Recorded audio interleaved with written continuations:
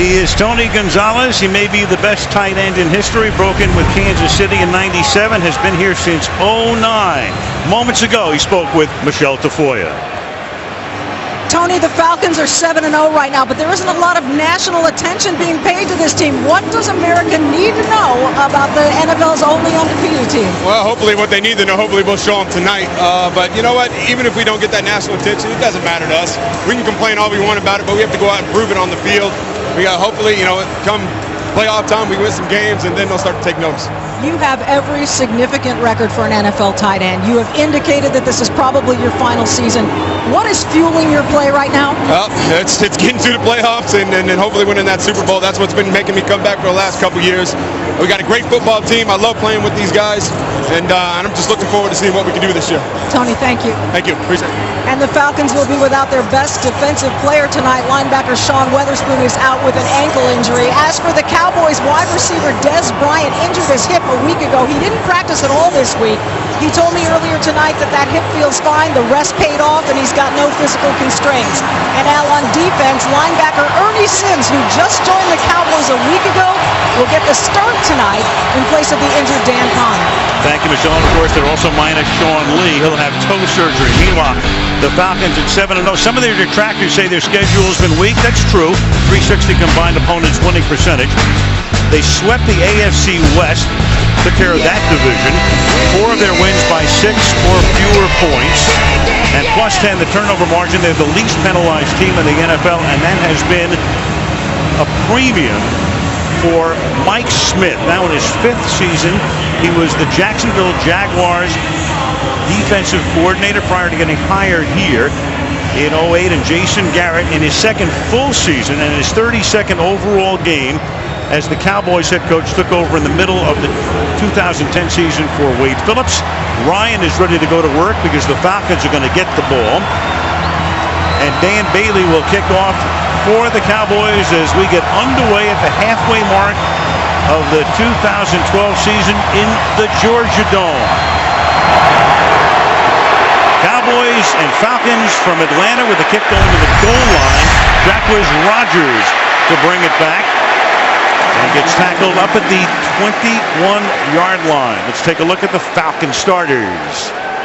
Matt Ryan, Boston College. Michael Turner, Northern Illinois. Usaka Polite, Woody High, and Pitt. Roddy White, Alabama, Birmingham. Julio Jones, the University of Alabama. I'm Tony Gonzalez, University of California. Sam Baker, Southern California. Justin Blaylock, Texas at Austin. Todd McClure, LSU. Peter Kunz, Wisconsin. Tyson Clabo, Wake Forest. So Matt Ryan goes to work from the 21-yard line with those 3 great receivers. Michael Turner, the running back. And Ryan will go right to the air and swing it to the outside, and that's dropped by Usaka Polite, former Dallas Cowboy. So Matt Ryan was picked 3rd overall in the 2008 draft. Jake Long went to Miami. Chris Long went to the Rams. And then they picked Ryan in the 1st round, number 3, 29-4 at home. So he's played 33 games in the stadium in 4.5 years and is left with a sad face only 4 times. In a manner of speaking. The new standard. Right. But that is a better than 7-to-1 ratio for Ryan here. 2nd down and 10. And the handoff goes to Michael Turner. And Turner will get bunched up, and about 8 Cowboys are in that picture, led by the nose tackle, Jay Ratliff, 3rd and long upcoming. Boy, what a difference Jay Ratliff has made to this football team since coming back from his injury. In the game last week, we saw some of the old trademark quickness, getting in the backfield, disrupting the passing lanes that they just haven't had without him. And that, of course, creates opportunities for DeMarcus Ware, one of the best pass rushers in the game, on the outside once you get that push inside. 3rd down and 9, and Ryan out of the gun throws, and that's incomplete, and the crowd wants a flag, but there will be none. Harry Douglas was the intended receiver. The safety was Danny McRae. There's Rob Ryan, the defensive coordinator, who creates a 3-and-out. And we get the crossing route coming right here, and let's take a look. McRae was there a little early, and you can put your hand on the hip as long as you don't turn the receiver. I think that's what the official saw. And that Bosher to punt, and it's a good kick. Dwayne Harris will run it back. No more Des Bryant on punt returns, and Harris trying to win the job forever, and he almost broke it all the way. But it gets taken down from behind the 31-yard line. So Bryant was having his trouble on punts. They go to Harris, and Harris right off the bat gives them a 33-yard return. Love this return. Takes it right up the gut. No hesitation. Find an alley quickly, make a move, a little spin, escape, and really but for having to slow down to make that spin move, he's going to score. The Cowboys are fired up for this game. They know their season's on the line. 47-yard kick, 33 on the run back. The running back is Felix Jones. DeMarco Murray is inactive tonight. Romo goes right to the air with good protection, and the pass is caught by Miles Austin, who picks up 9 yards. Asante Samuel covering him, the former Patriot and Eagle. It'll be 2nd down and 1. It's going to be a very interesting matchup on the outside. Asante Samuel, one of those X factors. He loves to jump routes. I remember Eli Manning telling us he won't even throw a short pass to that side because you never know what he's going to do, but he also gives up plays down the field. Now to the ground, and this is Felix Jones, 1st down to the 20. Let's take a look at the Dallas offense. Tony Romo, Eastern Illinois University. Felix Jones, Arkansas. Lawrence Vickers, Colorado. Miles Austin, Monmouth University. Des Bryant, Oklahoma State. Jason Witten, Tennessee. Ty Smith, USC. Nate Livings, LSU. Ryan Cook, New Mexico. Mackenzie Bernardo, Bentley. Doug Free, Northern Illinois. Witten last week caught 18 passes in the loss to the Giants to set a new NFL record for a tight end. And he's caught 43 over the last 4 games. From the 20 now on 1st down. Cowboys trying to cash in on the short field. To the outside goes this pass, and that's caught by Kevin Ogletree, who had a big night on opening night in the Wednesday opener at the Meadowlands against the Giants and has been pretty silent since. You know, Al, what's pretty interesting in talking to players on both the offensive and defensive side of the ball for the Dallas Cowboys this week, both of those groups of players wanted to simplify game plans, sort of like what happened at the end of the game last week against the Giants when they got in the no huddle. It was easier, and that foot was close to being out of bounds, wasn't it? Yeah. But no challenge. It's a 1st down, and Romo swings it to the outside, and that's Austin making the catch just above the turf, taking it to the 5-yard line. So Tony Romo, a very, very bad October. There it is, 5 touchdowns, 10 interceptions, low rating. But you get Tony into the month of November, and he's been tremendous. And the Cowboys have been good, and they're going to need that same type of performance from him this month. 2nd down and goal from the 6. Samuel goes with Austin to the outside on the left, and then the handoff goes to Felix Jones, and he gets taken down by Jonathan Babineau. 3rd and goal. Sometimes the Dallas Cowboys do a poor job right here. When they try to come up on the double team, they'll come off too soon. There you see Tyron Smith. He had the double team, but he came off so soon that Jonathan Abraham able to just get off and make the play. I know it's all a new position for him over there, but on both sides of the ball, you see that mistake with this Dallas offensive line. 3rd and goal. They have Cole Beasley in the slot to the left. And inside of him is Witten. And the play clock is down to 2. And they just do get it away on 3rd and goal. And Romo in the pocket will sprint out and then flip one incomplete, intended for Beasley. So enough pressure put on to get him out of the pocket, to get him going forward. McLean with the coverage on the play, and Dallas will have to settle for a field goal attempt. Well, it looked like Tony was going to be able to run this thing in, and then there was late pressure. Somebody came running at him out of the secondary, so he tried to drop it in over the top, but that was simply too tough there. Good adjustments in the back of the end zone, but nowhere to go, so they squander the opportunity from the punt return. Dan Bailey for a 23-yard field goal attempt. And that kick is good. So they get the good run back, but then Atlanta does what it has to do, limiting them to 3. 3-0 Dallas. If nominated, we will not run. If elected, we will not serve. Trust me. Talking about a scary thought. You do fine. No, you're right. I'd be on the executive golf tour. 3-0 Dallas as Bailey's kick is fielded by Rogers, and he will down it in the end zone. Atlanta, after going 3-0 in their first drive, takes over at the 20 when we come back to the Georgia Dome. Complete viewing experience available to you right there, NBCSports.com, SFF Extra. You can play director, channel your inner Drew Esikoff. You can chat with Mike Florio. You can talk to Michelle Tafoya. And Brian Finneran is tonight's guest analyst, the former Falcon wide receiver. Now Atlanta scoring on its first 6 possessions last week. 3 touchdowns, 3 field goals at Philly. Go 3 and out and start their second series here. Going nowhere through the middle is Turner as we take a look at the Dallas defense. Kenyon Coleman, UCLA. Jay Ratliff, Auburn University. Jason Hatcher, Grambling State. Anthony Spencer, Purdue. Bruce Carter, North Carolina. Ernie Sams, Florida State. DeMarcus Ware, Troy University. Brandon Carr, Grand Valley State. Danny McCray, LSU Tigers. Gerald Sensabaugh, North Carolina. Morris Claiborne, LSU. Claiborne picked in the first round. The Falcons come to the line, no huddle here. But not a hurry up as the play clock is all the way down to 5. It's 2nd down and 9. And Ryan, under pressure, is able to get away and then throw it away. And once you get out of the pocket, you can throw it out of bounds. And there's no grounding. There's a flag down, however, in the secondary at the 33-yard line. John Parry, who was the referee in the last Super Bowl. Prior to the pass and prior to the quarterback leaving the pocket, illegal contact. Number 54, defense, 5-yard penalty, and an automatic first down. Well, that's Bruce Carter, who's going to see a heck of a lot more playing time now with Sean Lee out for the season. And he's a good cover player. He really is. He didn't need to do this, but he just grabbed hold of Tony Gonzalez. I actually think it's one of the strengths of the Cowboys defense now. Ernie Sims has come in as the other linebacker because of the injury to Sean Lee. These guys have the ability to cover if the Falcons want to go spread like they did on that last play. That's Gonzalez in motion.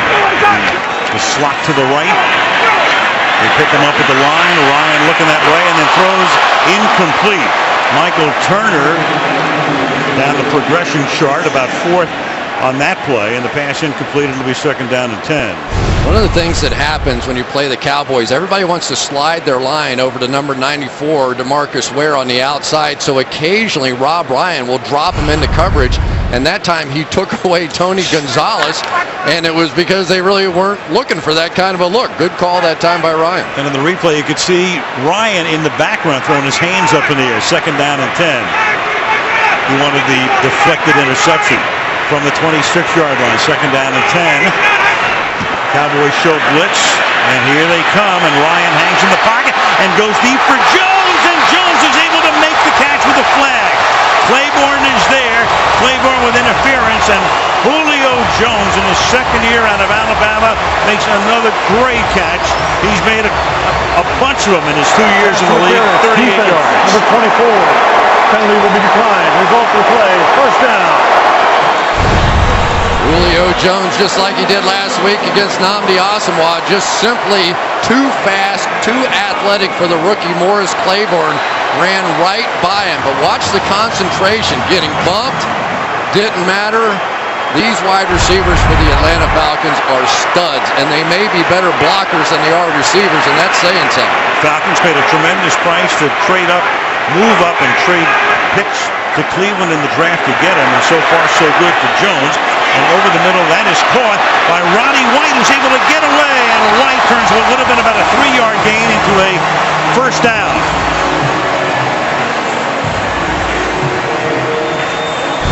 Going to clear the zone here for Roddy White to come across the field, but watch this run after the catch.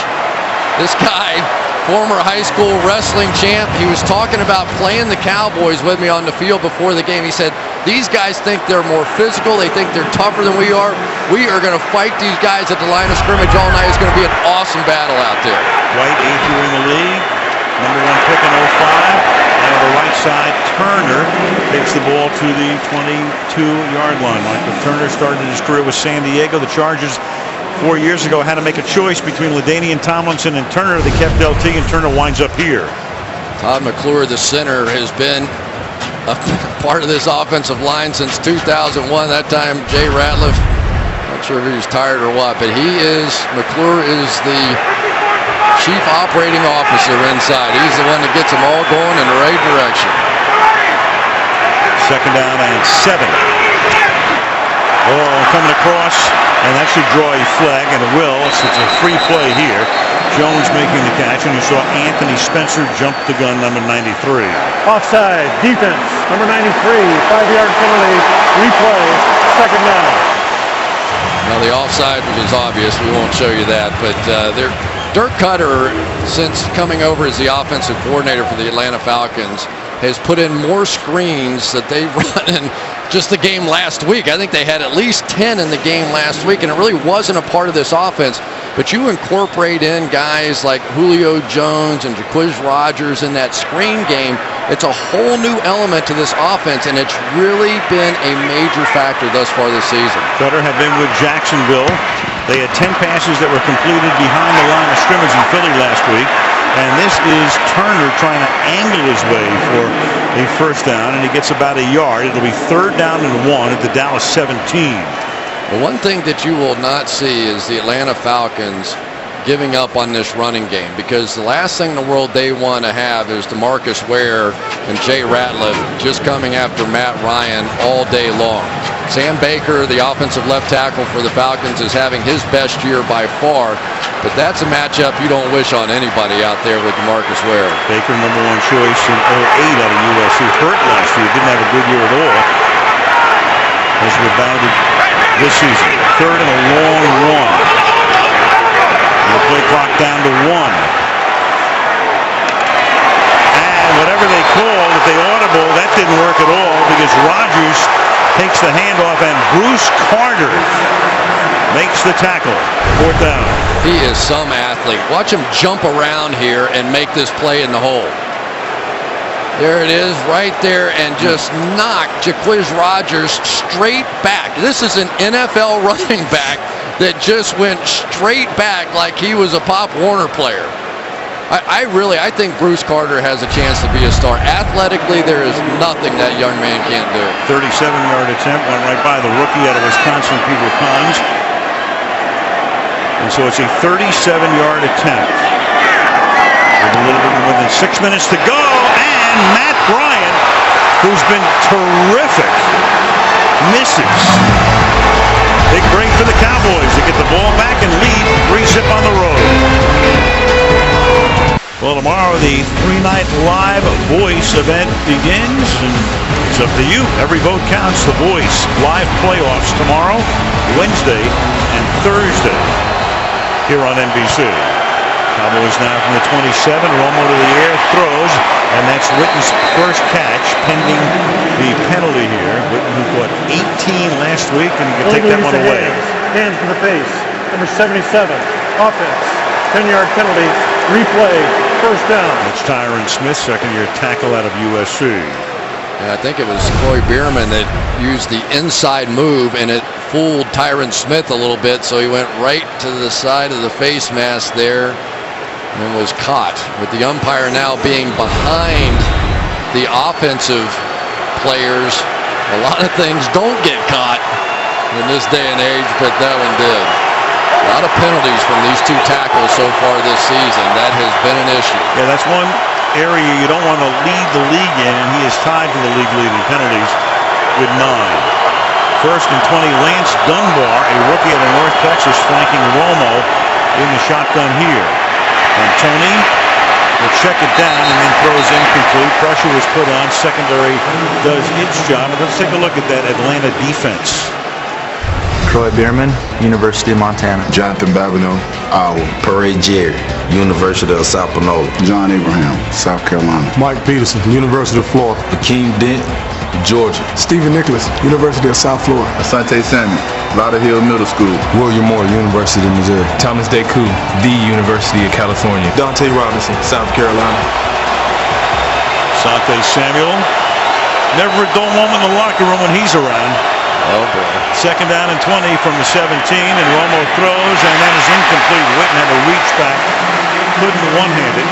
3rd and 20. Remember, Witten was hurt in preseason. He suffered a lacerated spleen, but was able to come back and play on opening night. Nobody thought he could. We were talking to him last night. He didn't even know. He said, I didn't even know what a spleen was or where it was. And then his wife is an emergency room nurse at Parkland Hospital in Dallas. She says, I'll tell you where it is. And she was a nervous wreck watching that game. And to be honest, I was a little bit too, because he came back awfully soon that night. And had a big night. And he's caught 43 balls in the last 4 games, which will tie an NFL record over a 4-game span within a given season. 3rd and 20. Romo flushed out. And Romo's going to go deep downfield. And it will be Kevin Ogletree making the catch.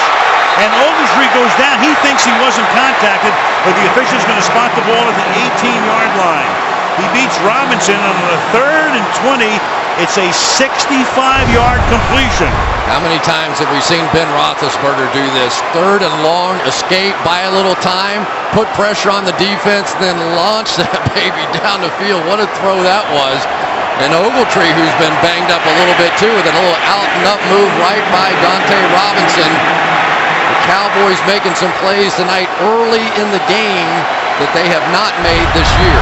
Well, Ogletree, who looked like he'd won that 3rd receiver spot after the opener, we mentioned before, has been pretty silent since as they go to the ground again. And this time it is Lance Dunbar, a rookie, taking it to the 13-yard line. Well, remember now, Lance Dunbar is in there at least in part because DeMarco Murray's hurt. Felix Jones is active, but he is not feeling great either. But they really feel like this Lance Dunbar, who's gotten a couple of opportunities to play this year, can create a little energy out there on the field. We're also going to see a guy by the name of Cole Beasley as a receiver. We're trying to find some sparks. Maybe he's it. Dunbar coming into the game, just 1 carry this season that came in the opener against the Giants. Free agent. Texas kid, went to North Texas. 2nd and 6. Romo again extending the play. Nearly falls down. And then the pass is dropped. Dunbar was there, couldn't hold on. Hakeem Dent, the middle linebacker, taking the spot of Weatherspoon in the middle, making it a 3rd down and 6. I think Tony Romo's decided that this game and this season is on him. There really wasn't immediate pressure there, but he is one of those guys that makes plays on the move about as well as anybody does. And I think it's fair to say he's a little frustrated. He's a lot of the interceptions that have occurred this year, some his fault, many not. He hides it better than some, but there's no question about that. Romo hanging in again, and then throws, and it's deflected and incomplete. Jonathan Babineau got his mid up to knock it away, and it's 4th down. So the Cowboys turn a 3rd and 20 into a 65-yard gain, then bog down, have to settle for a 3-pointer. Going to see Lawrence Vickers in as the blocking back this week because Philip Tanner, their running back, had such a tough day last week, but you can see the job that Vickers did on that one. Ball just ends up getting tipped on the play, but that's an improvement for the Cowboys. 32-yard field goal attempt by Bailey, who made one earlier in the quarter from 23. And so 2 made field goals for Dallas, 1 missed field goal for Atlanta. 3:42 to the end of the quarter, 6-0 Cowboys. Busy day for Roger Goodell. The NFL commissioner was at the Meadowlands earlier today to salute the first responders before the Pittsburgh Giant game, of course, in the aftermath of the storm, and then flew down here and is here tonight to take in this one, part of his day night doubleheader. Thinking of a lot of people up in that region, aren't we? You bet. Boy, that was it's tough.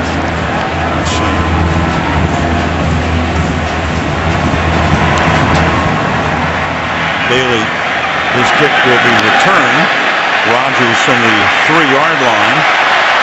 And works his way all the way out to the 28 with 3.5 to go in the opening quarter. And the Cowboys up by 6.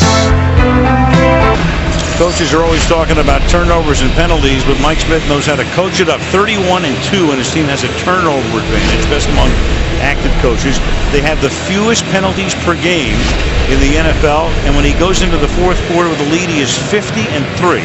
He is now the winningest coach in Falcon history. Number 50 came last week, eclipsing the mark held by Dan Reeves. He is Brian Billick's brother-in-law, and that's how he got into the NFL when Brian was coaching in Baltimore, and he brought his brother-in-law in from the college ranks. And now he's in his 5th year in Atlanta and doing a heck of a job. From the 27-yard line on first down, Ryan will throw, and that will be caught near midfield by Jones, and Julio Jones takes it to the 48-yard line, where he's taken down by Spencer. Well, one of the dangers, if you're going to bring that kind of pressure and then drop DeMarcus Ware, he's not really used to playing in coverage, and you could see they work right around him there. And now they give it to Rodgers, swinging to the outside, and Rodgers gets stopped initially by Carr, and then he gets some help. And it will be second down and long. You know, you were talking about Mike Smith a minute ago and all those penalties. You make a penalty on this team, in the meeting the next day after that game, they basically walk you up in front of the room. They put all the guys that had penalties on a graph, and they chart you. So they know who has the most penalties, so they kind of shame you out of making those kind of mistakes, and apparently it's working. Don't want to be in that lineup. He's done a great job. I mean, when he got the job, I mean, even people in Atlanta went, who? He had been the defensive coordinator in Jacksonville, but they made a heck of a choice on 2nd and 11, and that will be Tony Gonzalez making the catch, and he is out to the 50-yard line, where he's tackled by Bruce Gardner. And Tony's saying he's 95% sure this will be his last year. And of course, what he'd love to do is ride off into the sunset with the Lombardi Trophy. Isn't it amazing with the way that guy has played, that he hasn't won a playoff game? Look at him extend his arms. I think that's one of the great gifts that he has. His ability is so big and tall anyway, and when he makes catches, his arms are almost fully extended, and it's almost impossible to defend. An 87th, third longest streak, as you saw. Jerry Rice would be 1. Marvin Harrison would be 2 on that list. 3rd and 7. They want to stun up front, but the line does its job, and here's White for a first down. Roddy White has been doing it like that for 8 years all over the field. First down Atlanta, a gain of 18 yards. Now they're starting to work on the rookie a little bit. Claiborne this time against Roddy White, and just unable to keep up, tried to make a diving stab at it.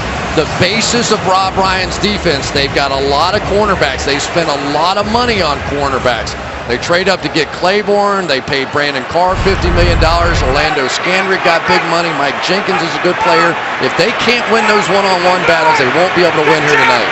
That was priority A in the offseason for Dallas. Shore up the defense, in particular the back end. Turner. Michael Turner takes it to the 28-yard line. They're trying to cut down on his carries as he gets older. He's on the other side of 30. Last year over 300. Right now he's on a pace for less than 250 this season. Yeah, but he has been sort of the ultimate workout for us, hasn't he, Al? This is a guy that he just keeps taking the ball. As a matter of fact, last week, Jacquizz Rodgers had 60 yards rushing, and it was the first time in like 37 games that he wasn't the leading rusher for the Atlanta Falcons. So very, very consistent. Over 2 seasons worth. Second down and 6.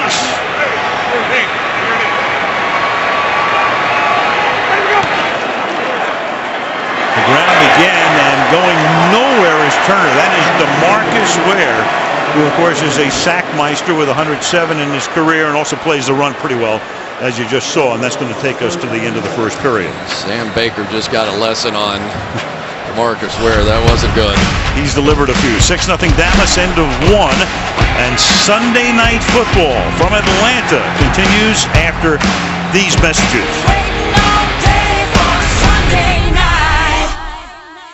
Hard by downtown Atlanta on this first Sunday night of November. Al Michaels, Chris Collinsworth, and Michelle Tafoya from the Georgia Dome. The undefeated Falcons trailing now 6-0. And they'll start the quarter with a 3rd down and 7 from the 29 of the Cowboys.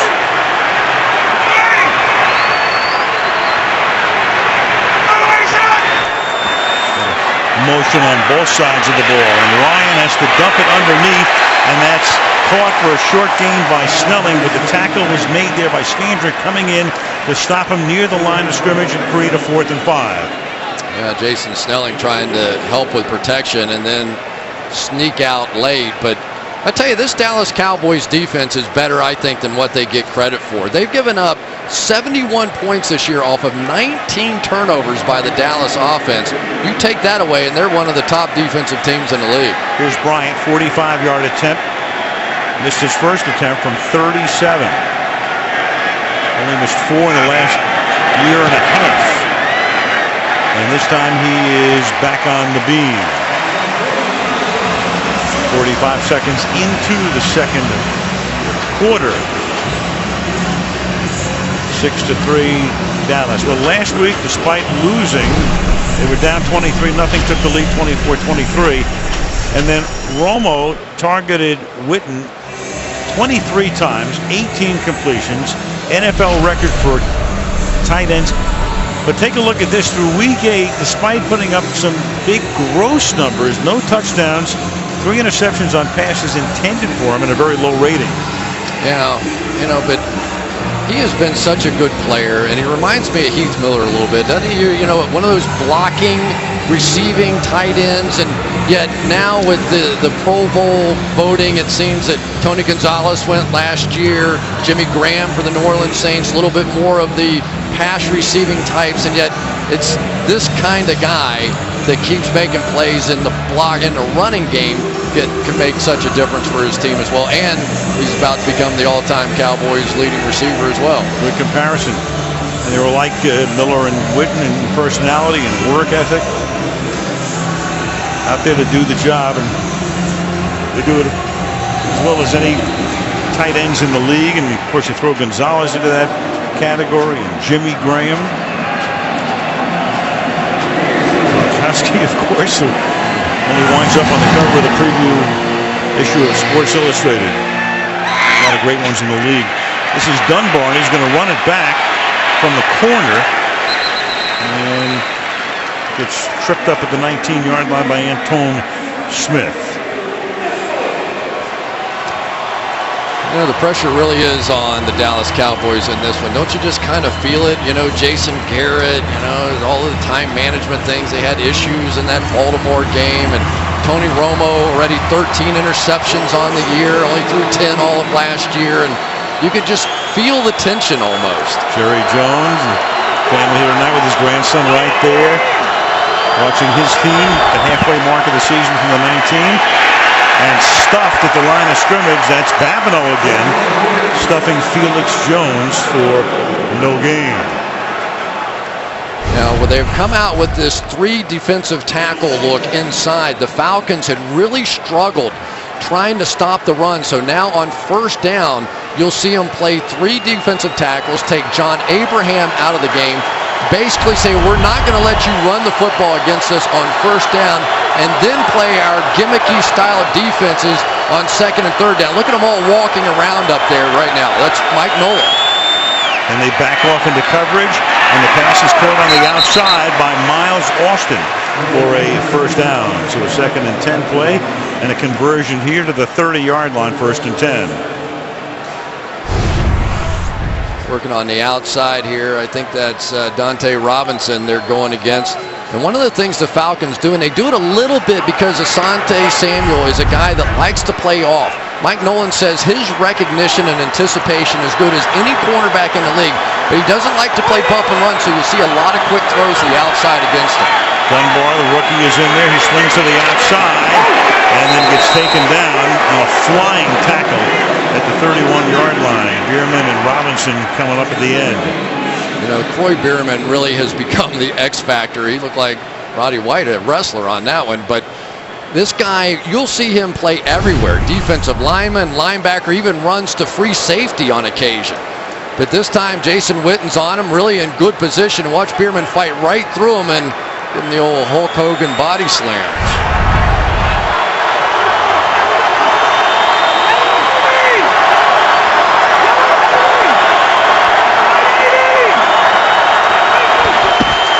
Romo on a 2nd and 8, off play action. slides left. And then the flag is thrown, and that is Bryant. And again, he was a game-time decision tonight, who makes the catch up at the 48-yard line and will get the penalty call. Very interesting call here. A lot of contact right at the point of the break between Dante Robinson and Des Bryant.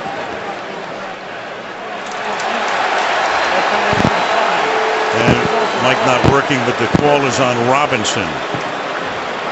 Right at the top of the route, there's just a big collision, and always wonder how the officials actually make this call. Yeah, a little grab, and I think they got that one right. Falcons came out in that 3 defensive tackle look, so Tony Romo said, fine, I'll take that. We'll go play action one-on-one with Des Bryant on the outside, no problem. First catch for Bryant on his 24th birthday. This is another story. We'll get to that later. From the 47-yard line, first down. And this is Jones to the 50. Well, we'll get to it right now in a abridged form. You know about Bryant. You know they're trying to keep him on the reservation. They got people watching out for him, but he did ask for permission on Friday night to be out past the midnight curfew. And he went with a couple of teammates and guys to watch him and all that stuff. And of course, it became a big story in Dallas. Well, and it was supposedly a self-imposed sort of curfew that he put on himself, and he told him he was going to do it. And whatever. Second and 7. How'd that go? Gain of 6. Fieldless Jones. That was the abridged version, right? Right. That's the abridged version. All right. That's all we have time for. That's good. We're not. Third and 1. Jason Witten on the block right out here, going up against Babineau this time. Gets him sealed inside. Getting Felix Jones on the edge. By the way, in the bridge version, I want to make sure everybody knows nothing happened. I mean, they just had a good time. Third and 1. Philip Tanner now comes into the game in the backfield. He's the running back. He goes into the pattern. And Romo will throw, and only red shirts are there, and a flag is thrown. Thomas Decoud intercepts, but let's see what the call is. And Romo saying it's going to be defense. I think Dante Robinson, again, he hit Witten trying to get down the field. They were fooled. Tony Romo said, don't give me another interception. I've got enough of those out here. Parry's laughing. It's probably what he did say. I guarantee it. Come on, man, you're killing me. I got a contract negotiation going on here. Defense, number 23. Going to be a 5-yard penalty from the previous spot. First down, Dallas. It's the 9th-year corner. Robinson, again, 2 penalties on this drive on him. Right out here, and I think the initial contact is going to be at about 5 yards, but it's the grab right there. That's the hold that he gets caught on, and he really didn't need to be there. Thomas Decoud was in perfect position and probably would have made the play, but a little over anxious and nervous when you get fooled on the play action on a 3rd and 1, and sometimes that happens.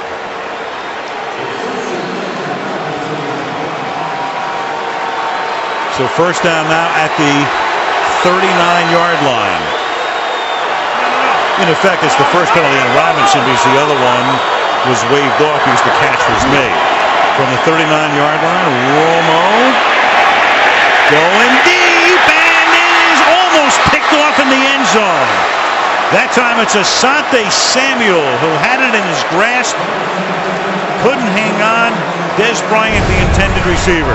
Can't tell you how many times in my broadcasting career I thought Asante Samuel was beaten, and he ends up making interceptions. I mean, this guy, nobody in the league as a defensive back lives more dangerously than Asante Samuel, and yet he makes plays and is one of the all-time leading interceptors in the NFL. Or maybe he closes faster when he gets beat. Yeah, that was a nice play. 2nd and 10.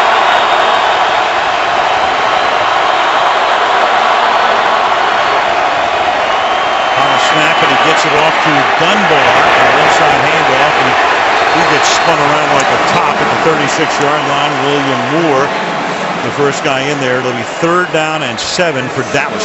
I'll tell you, William Moore is some tackler, leading tackler on this team, and there were 2 guys down to block him that time, and he split them both.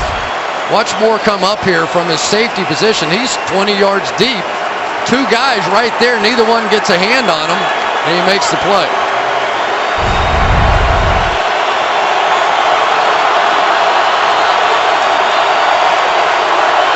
Cowboys go 3-by-1 to the left side on 3rd down and 7.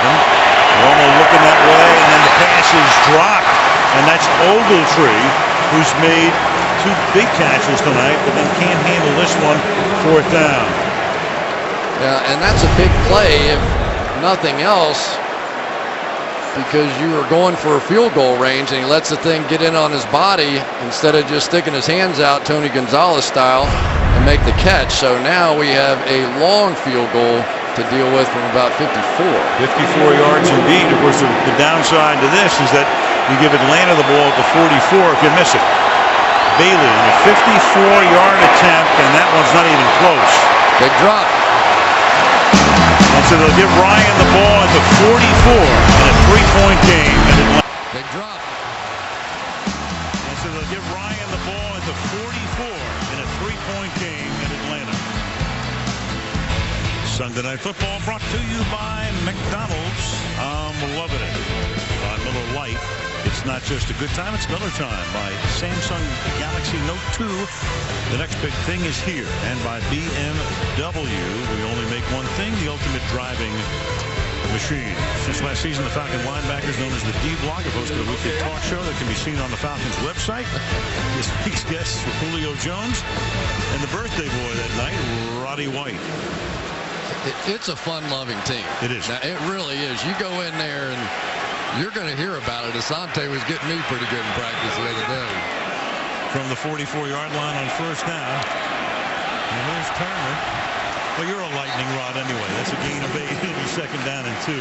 He was out there and trying to give it to me pretty good. When you ever going to say anything good about me? As soon as you make a tackle, I'm going to go crazy out there. And all his defensive back buddies all were laughing and having a good time. But good-natured. Roddy White's another one. Very entertaining guy. He just loves to have fun. They both love to play football. Both of them, you hear them nonstop out of practice. We got White and Jones and Gonzalez. Rodgers starting to come out of the backfield as a receiver. Plenty of weapons for one. Ryan from behind. The ball is loose. DeMarcus Ware, and you know when you take a shot like that, it's got to be 94. And Roddy White is alertly there to recover and keep possession for the Falcons. What a shot. You make a mistake like this, and you're lucky if your quarterback's alive when you get finished with it. Here he comes, right? Around the edge. Absolutely free shot. Never had anybody block him. One of the leading sackers in the National Football League over the course of his career. No one blocked him. Lucky that Matt Ryan's still playing. Well, Rodgers went out into the pattern. He came around the edge and a free shot. But the Falcons get a break on the recovery, and it's 3rd and 2 at the 48-yard line. And you've got now a whistle, and Ratliff has to release him because the whistle sounded before the snap.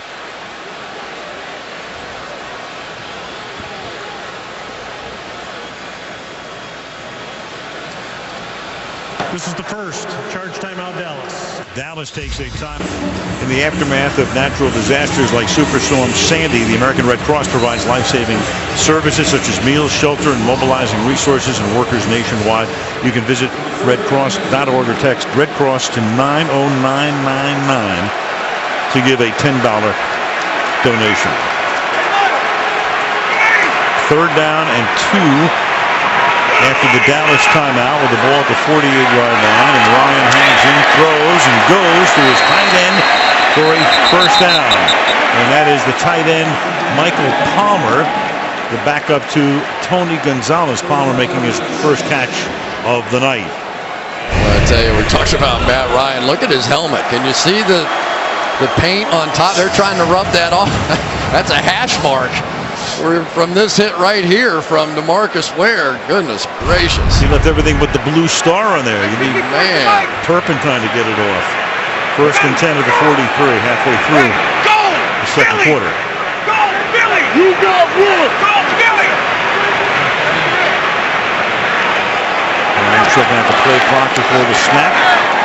Play fake. Pressure from behind to the outside, and Claiborne is there to knock Jones out of bounds. And then it was Ware coming around, breathing down his neck. And that'll be a gain of 5, 2nd and 5. Working on here go on the other side now. DeMarcus Ware and Tyson Clabo is going to get a little flavor of it. So not sure that either one of these tackles one-on-one are going to be able to handle him tonight. Turner looks for room, cutting it back. Takes to the 36-yard line. Tackled by Ernie Sims. They picked him up off the street. Former Lion, Eagle, and Colt. Had to go to Sims when they had the injury to Lee. Boy, talk about a story at the linebackers now. Sean Lee got hurt, then Dan Connor and Ernie Sims, former #1 draft pick, was on the streets. He's out of football. They bring him in. Looked good in his first game with almost no practice last week, and so they made him a starter this week. 3rd and 3 now from the 36-yard line. And Ryan has to get away and throw it away. Pressure put on Ratliff that time. Came up through the middle and forced them out. It'll be 4th down. Well, Todd McClure really is going to have, the center right there is going to have a pretty good block on Ratliff. But then as Matt Ryan tries to escape, that creates the angle for Ratliff to go out there. And right now, instead of all the bump and run man-to-man that the Cowboys played in that game last week, now they're falling off into some zones, and I think it's creating a little bit of confusion for Matt Ryan. Falcons cannot cash in on the short field, taking over their own 44 after the missed field goal attempt. Now Matt Bosher, drafted in the 6th round last year with a high floating kick that will bounce at the 10 and be down at the 3 by Antone Smith. And Romo and the Cowboys are backed up deep, leading 6-3 in Atlanta. That Cowboy running game got off to a great start opening night in New York. They won the game 143, shut down in Seattle the next week. They beat Tampa despite not running the ball, lose to Chicago, go for 227 on the ground, but lose to Baltimore, 85 at Carolina, then last week limited to 19 rushing yards. So they're all over the map. Tonight, they've rushed the ball 8 times for 22 yards, and they start this drive from their own 3-yard line, 1st down. And they missed DeMarco Murray. There's just no way around that. They went from running 4.4 yards per carry to 3.2 without him, and Felix Jones is nowhere close to 100%. Romo out of a tight formation this time, and they look for breathing room as they give the ball to Jones. We're talking about the Cowboys. Christian, every time we do the Cowboys, it always seems like the season is either on the brink or they're at a crossroads. It can be opening night. It can be closing night. One thing about the Dallas Cowboys, you can love them, you can hate them, you can't ignore them. Yeah, and I think that people see talent, you know, and I do too. And it's tough to see a team with a -11 turnover ratio trying to hang in games and putting their defense in awful positions. And the difference in the strategy of what happened, we'll talk about in just a minute here. And playing a team tonight that has a +10 turnover ratio. And Romo throws underneath, and Jones is able to break a tackle and fight his way for a 1st down up to the 15-yard line. Well, you know, Jason Garrett decided to kick a field goal going the other way from 54 yards, whatever, miss it, ball's placed in the middle of the field. Mike Smith, with almost the exact same spot on the field going in, decides to punt it and punts it down inside. And I think it points out a little bit of the difference. Mike Smith, a defensive-minded coach, he's going to play the percentages, play the odds, and not put his defense in tough situations. And he flips the field position by so doing. Romo throws, and that's caught for a short gain by Jason Witten up at the 19-yard line. It's a gain of 5, and Witten is on his way now to becoming the all-time leading receiver in terms of receptions in Dallas history, because he has now caught tonight a total of 2. Tony Gonzalez, of course, is on the top of the charts with tight ends, but Witten is chasing Michael Irvin. That's his first catch, actually. The other one negated by a penalty. So he is 2 behind tying Michael Irvin with 750 in his career. 2nd and 5. this is Dunbar up to the 23-yard line. A little pushing and shoving going on in the secondary.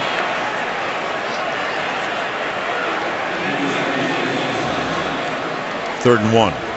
Hey, there's a young man that I think deserves a mention. Watch Robert McLean come across the formation here and make a play.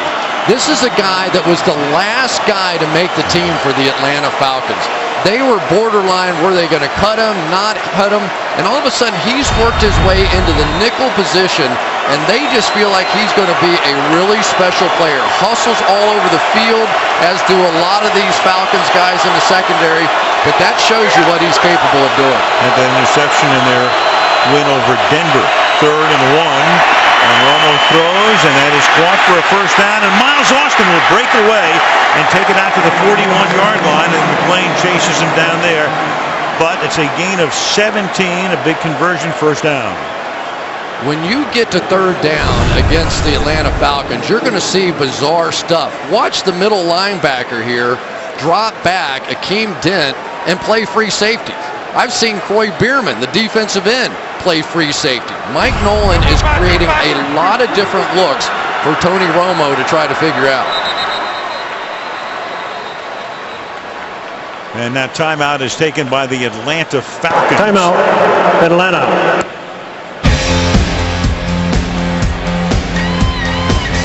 This week, Jay Leno with guests Kristen Stewart, Daniel Craig, Sally Field, and a passel of others. The Tonight Show with Jay Leno all week right here on NBC. Surprised he doesn't have any political guests. Hey, this week, you never know. Never know. Anybody can show up on the set. From the 40-yard line, first down for the Dallas Cowboys after the Atlanta timeout. They give the ball to the rookie Dunbar, picking and threading, but stopped by a whole gang of Falcons at the 41-yard line. You know, one of the interesting things about the 3 defensive tackle look is that John Abraham, who is their leading sacker, is playing much less. And Mike Nolan, the defensive coordinator, I was asking him about it, and he said, you know, we're trying to win a Super Bowl around here, and I want my best pass rusher, John Abraham, to be ready at the end of the game, and I want him at the end of the season. So they're trying to limit his snaps a little bit, but if you know John at all, you know he's frustrated with that. Nolan coming over from Miami, where he was the defensive coordinator when they were 0-7 at this point last year. Now he's 7-0. And here is Beasley, Cole Beasley, a rookie out of SMU, Texas-born, Texas-raised. Went to SMU, a free agent, and the 5'8", 177-pound Beasley sets them up at midfield at the 2-minute warning. So the halftime show coming up. Steelers come from behind to beat the Giants. We'll tell you more about it after this. It's 3rd down and inches now. We're at the 2-minute mark. Ball gets reset just shy of the 50. Cowboys bring an extra offensive lineman in and go very heavy here. Jeremy Parnell is the offensive lineman. Philip Tanner is the running back, and they give it to him, and Tanner doesn't appear to have it, as they're going to spot the ball just short of midfield, and it's Bierman right there. So they needed about 18 inches and got maybe 4. Well, that was a play by Mike Peterson's going to come up right here and stuff the fullback, Lawrence Vickers, and there was just no place to go for Philip Tanner. And the Cowboys will at least line up to go for it on 4th down and inches from the 50. Tanner again is the back. And Romo looking like he's just trying to draw him offside, and that's exactly what he's doing. And then he takes the timeout. So they're going to punt with 1:11 to go in the half. So the Cowboys, who gave the Falcons the ball at their own 44 after a missed field goal, this time at the 50-yard line, try to draw them offside and don't. Now Brian Moorman, the longtime Buffalo Bills. The previous play will be reviewed. They're going to review the spot. What they're going to do is review the spot on the 3rd down play. Upstairs they review it. Back in a minute. as you know, no challenges in the last 2 minutes of either half. But you review it upstairs. This is a very odd review. In light of the fact that you're going to review this thing, here's the third down play. You should review it before the Cowboys come up to the line of scrimmage, which they did. And they did get a timeout, but the play clock went down to 1. So you're 39 seconds into it. They take a timeout, and then the officials upstairs say, we want to look at the third down play again. Once the Cowboys would have run the play, you couldn't review this again. But now they call down. I've never seen a delay this long, Chris, for an official review. Yeah, and it didn't look to be that close. I thought it was spotted just about the right spot, but I guess when you're talking about a game of this magnitude, they want to try and get it right. But the oddity is that they waited almost 40 seconds. After reviewing the play stands as called. Fourth down. Can't remember seeing that. Replay officials were under enough pressure this year. Right. Yeah, they were basically calling the games during the replacement officials' run. It's going to be interesting to see how aggressive the Atlanta Falcons are after this punt, if in fact they're punting it here. If you ever had a fake punt, this might be a decent time too. Brian Moorman, a dozen years in Buffalo, very popular figure there, released by the Bills in September. Picked up a couple of weeks ago by the Cowboys, and it's fair caught by Dominique Franks at the 12-yard line. Again, the Toyota halftime show coming up. Steelers come from behind to knock off the Giants in the Meadowlands. What a day for Andrew Luck. That team is now 4-3, and you'll see Chuck Pagano's emotional postgame speech to the team. Bob Costas, Hines Ward recapping the first half on the Toyota halftime show coming up. I know the temptation is to go to the fridge or whatever at halftime, but you need to see that speech. That was something. You all know the Pagano story, being treated for leukemia. Bruce Arians taking over as the interim head coach, and when Pagano shows up after the game, it's something to see. From the 12-yard line, Ryan under pressure, and then that pass is caught, and this is Jacquizz Rodgers taking it out to the 20, gain of 8. McCray makes the tackle, under a minute to go, and Ryan says, let's get up to the line. Falcons have 2 timeouts.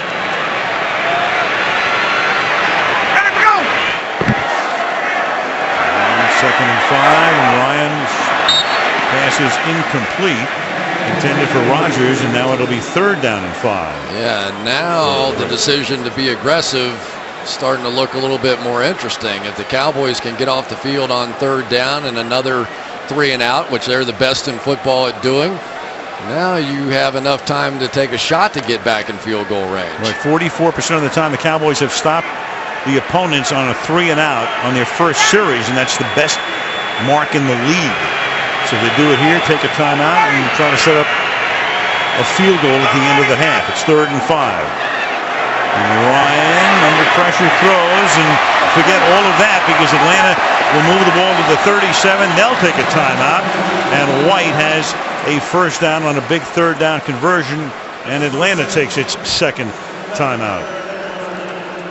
Gain of 20 yards. Roddy White picked number 1 in 05 out of Alabama Birmingham, and then Ryan comes here in 08 out of Boston College. 406 receptions from one to the other, over 5,500 yards. 38 times White's gotten into the end zone with a Ryan pass, most in each category for any pair since Ryan came into the league. Tied the all-time record most catches by a Falcon in tonight's game.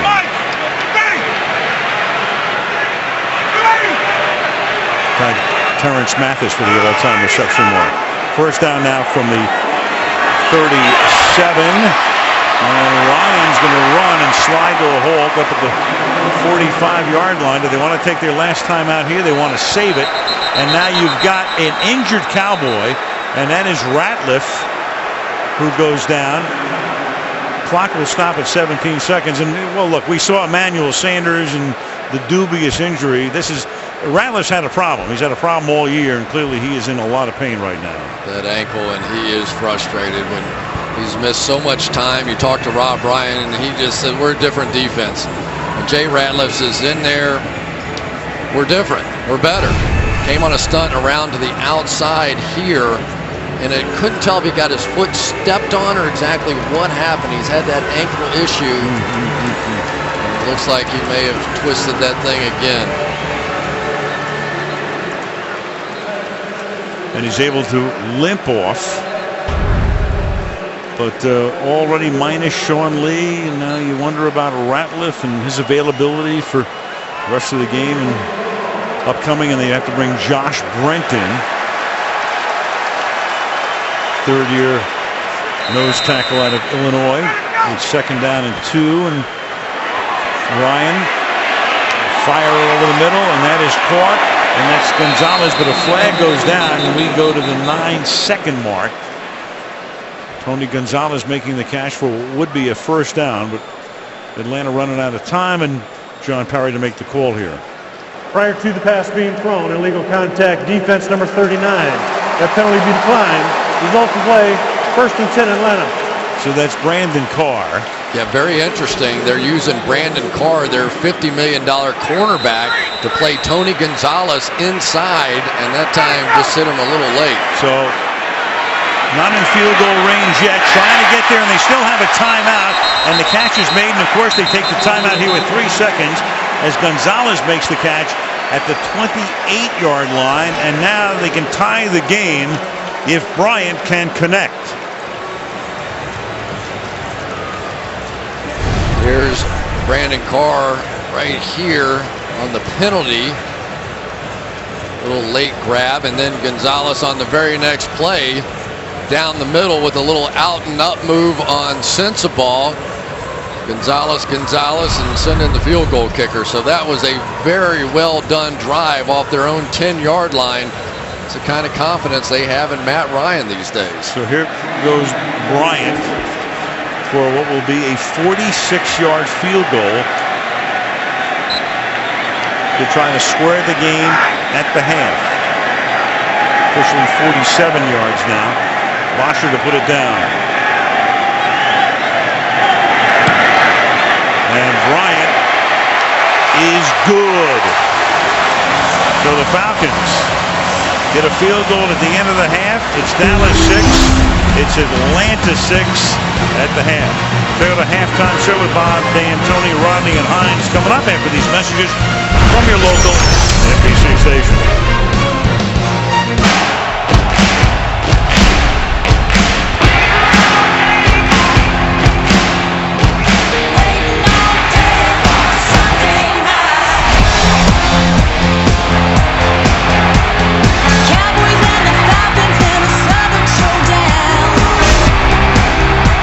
Goes deep for Jones, and Jones is able to make the catch. Just simply too fast, too athletic. From behind, DeMarcus Ware. You make a mistake like this, and you're lucky your quarterback's alive.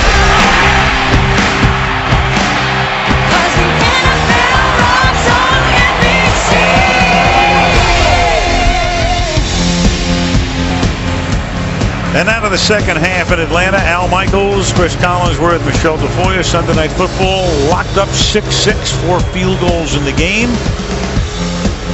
On a night when Atlanta is trying to stay undefeated, go to 8-0, and Dallas is trying to get to 500. The numbers, neither team able to do much on the ground. Passing yards about even, as are the total yards, and it's been a turnover-free game after Dallas last week coughed it up 6 times against the Giants. Matt Bosher will kick off. Lance Dunbar to return it. Dallas won the toss at the outset and deferred, so they'll start with a ball here in the third quarter at the Georgia Dome. Second half is underway. From the goal line, Dunbar slides down at the 14-yard line. Let's check in with Michelle. Well, Jay Ratliff, Al, who we saw go down just before halftime, has a left ankle sprain. Same one he sprained in the preseason. They're going to tape him up and see if he can go. Meanwhile, on offense, look, they like what they're doing. Tony Romo's getting around, but they want to get balls to the playmakers. Des Bryant Jason Witten and Jason Garrett told me in order to do that, they've just got to keep banging away. Meanwhile, Falcons head coach Mike Smith told me his offensive line has to do a better job paying attention to the outside rushers to protect his quarterback. And by the way, starting defensive tackle Parade Jerry, he is done for the night, Al, because of a knee injury. All right, thank you, Michelle. So Garrett talking about getting into the playmakers. Bryan has only one catch tonight, and Witten has only one catch tonight.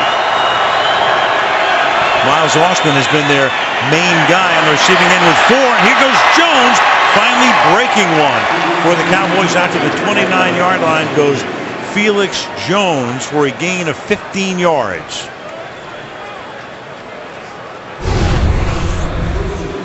Here we go. We're going to have a little pull around action here for Felix Jones, and that's a nice way to start for the Dallas Cowboys. Sticking with this running game has really helped the protection. It has been a first half of action in which Tony Romo, at least to my recollection, hasn't been touched in that first half, and because they've been able to stick with the run a little bit. Jones had 6 carries for 15 yards until then. Now they give it to him on a draw, and that's a gain of 6 yards to the 35. Well, Tyron Smith, who had a rough week with some family issues, has come out here ready to play, and that's what they say about this young man. He has the ability to compartmentalize and focus in on the game, and he is a big reason why Tony Romo stayed clean in that first half, moved him from right tackle over to left tackle, and he's going to be there for a long, long time for the Dallas Cowboys. Last year, Smith was the youngest player in the league at the outset of the season.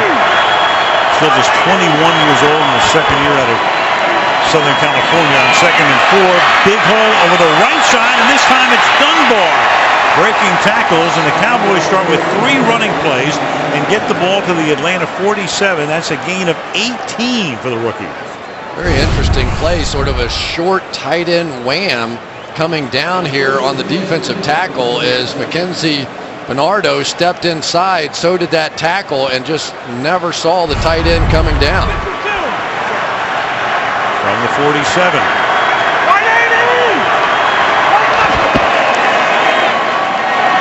Run it again. This time to the 44. Felix Jones, he gets 3. 2nd down and 7 upcoming. You know, it is interesting. We see so many teams that as they have issues with the turnovers that we saw last week with the Dallas Cowboys, what do? You go back to basics. You go back to running the football. You go back to taking some pressure off of your playmakers. And I think for Jason Garrett, that was the halftime message. 2nd and 7. You saw Ratliff on the sideline. See if he comes back in. Go to the other side of the ball, and that pass is intended for Miles Austin, too high. Samuel that time put the pressure on the corner blitz. It'll be 3rd down and 7. Yeah, that was an oops there. Asante Samuel was coming on a corner blitz off the edge. This was a freebie for Tony Romo, and he just sailed it.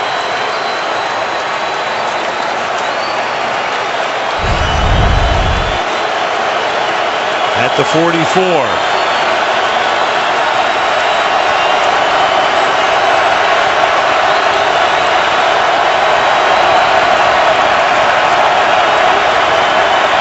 Romo from the gun. Blitz coming, and down goes Romo at the 47, his own. They sent the house that time, and Tony could see it, and it went down even before he was contacted. Like Bernardo right here is going to get beat pretty quickly inside. Don't know if that's who ends up getting the sack or not. A lot of people getting there just about the same time. It's only the 2nd time all season that Romo has been sacked on a blitz. He's faced over 90 of them. And that is fair caught at the 15 by Franks off the foot of Mormon. Atlanta will get the ball for the first time in the 2nd half. Tied 6-6. Matt Ryan really coming of age, 5th year in the league. Among active NFL quarterbacks, the fewest starts to 50 wins. Tom Brady 65, and then you got Ryan and Roethlisberger. Only took them 69. Best home winning percentage would be Ryan and Flacco, who was in that same draft. Joe of the Ravens in 08, and then Brady at 855. 29 wins, 4 losses for Ryan here at the Dome. Meanwhile, Ratliff is still out. Brent is in at nose tackle, and Michael Turner will get wrapped up as he reaches the line of scrimmage. Now, one of the things that really impresses me about Matt Ryan, you look at the numbers, 19 game-winning drives in the fourth quarter overtime. That's 2 more than any other quarterback in the NFL since he's come in the league 5 years ago. And personality-wise, he reminds you a little bit of Eli Manning. Very unassuming, not the over-the-top, overbearing kind of a character. And yet when the game's on the line, it's those 2 quiet, unassuming guys that have been the best. Cool. 2nd and 10. And over the middle, Jones. And Jones out to the 33 as he finds the open space. First down, gain of 18. Well, that time Ernie Sims reacts a little bit inside and lets Julio Jones get over the top. Remember, Ernie Sims has only been here for a couple of weeks. He reacts to the underneath route there. Maybe Tony Gonzalez, I couldn't tell for sure. And that's what opened up the gap in behind him.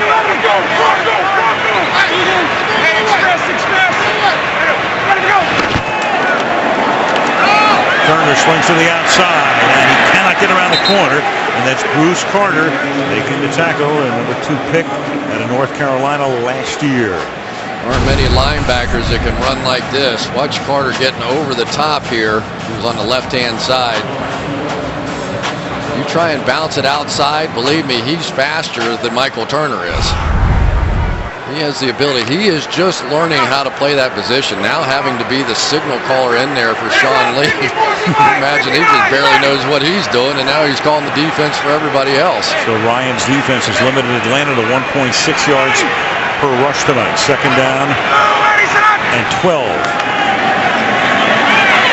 And Ryan pressured from behind. It's tipped and incomplete. That's Carter who got his hand on it, setting up a 3rd and 12. Let's go to Michelle.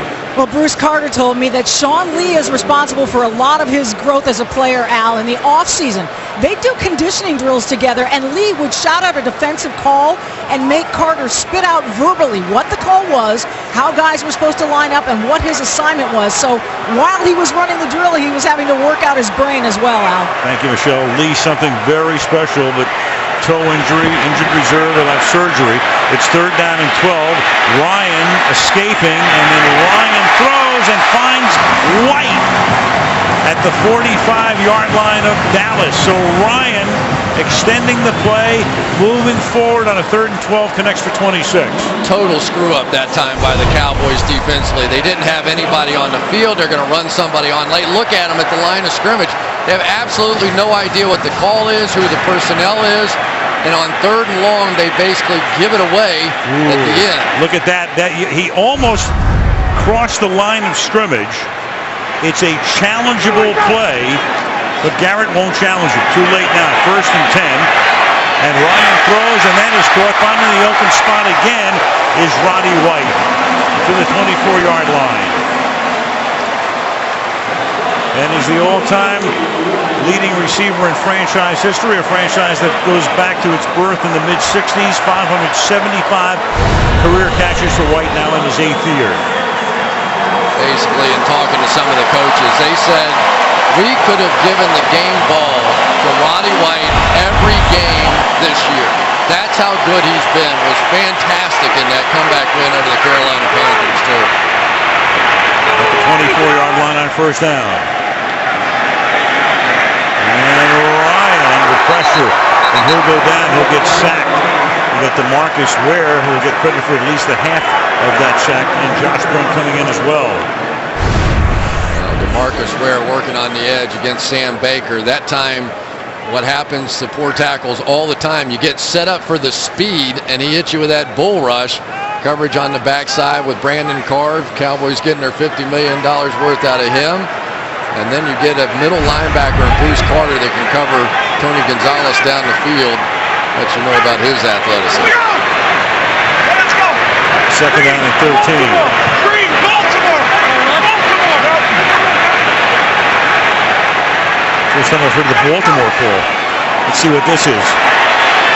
Incomplete. It's a headache is what it is. Don't call that play anymore. Victor Butler can. That is the second time we have seen, and I don't know what Rob Ryan is dialing up over there right now.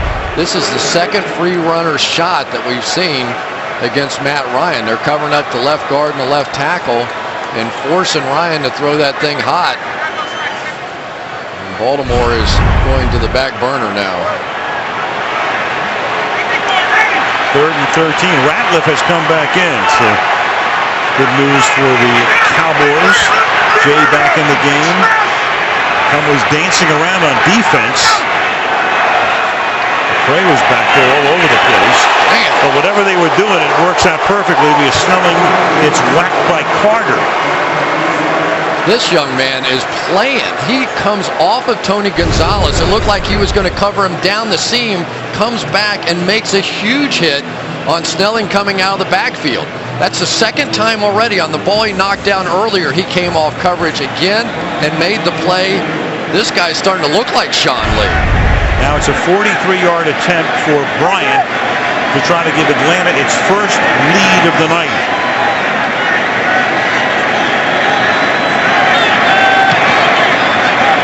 And Bryant's kick is no good.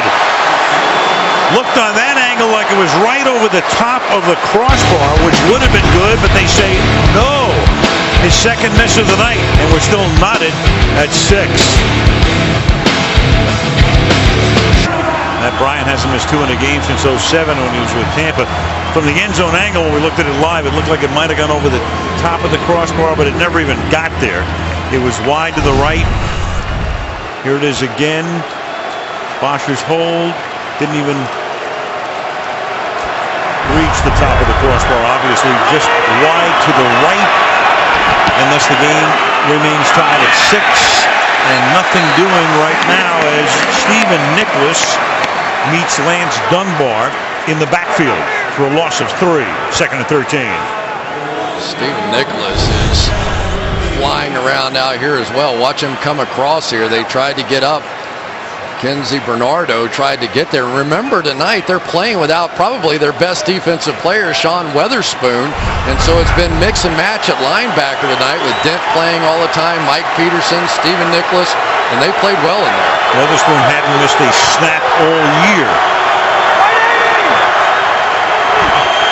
2nd and 13. Romo up in the pocket, and then he throws, and that's caught. And then tackled right away is Jason Witten at the 38-yard line. He's done a good job on Witten tonight, who had 18 catches last week, but has been limited to just 2 tonight for 13 yards. Well, that's where the hole is going to be. They're running their middle linebacker, Akeem Dent, to play free safety. I mean, he is turning and sprinting down the middle of the field. So just about any time you want to take that throw, it should be there, kind of like it was in that game against the Giants last week. Gain of 8, 3rd and 5. Almost all the Falcons up at the line as Romo backs up, and then Tony flips the ball to the fullback. That's Vickers, and Vickers will have a first down. Romo is moving forward. Romo wants to get up there and run the play before Atlanta can challenge the fact that he might be over the line. Yeah, I thought he was over the line, at least initially. Nope. Any part of the body, even if the back of your back foot is behind the line, and it was there, it's legal. But Romo wanted to make sure, so he wants to get them to the line to make sure Smith can't challenge. He wouldn't have won the challenge anyway. On 1st and 10 to the outside, that is Witten, and he ties Michael Irvin's record as the leading receiver in Cowboy history in terms of receptions with 750. So you got Roddy White doing it on one side tonight, and now Witten tying Irvin on the other side. This game's 6-6, and it feels like everything's going on, doesn't it? I mean, there's a lot of stuff, a lot of strategy here, and the significance of the game, especially for the Dallas Cowboys, with the Giants getting knocked off against Pittsburgh today. They just have to have this. Philly plays tomorrow night. Washington lost today. The rest of the NFC East. 2nd and 7. And Romo throwing. Flag is down. Miles Austin. Flag in the Offensive backfield. John Parry making the call. Number 71, offense, 10-yard penalty, replay, second down. Left guard Nate Livings. Yeah, former Cincinnati Bengal free agent. It's kind of been a recreated offensive line, especially on the interior here. That was Vance Walker getting off and really kind of got off balance. Let's see, did he really get dragged down? Yeah, make up your own mind, I guess.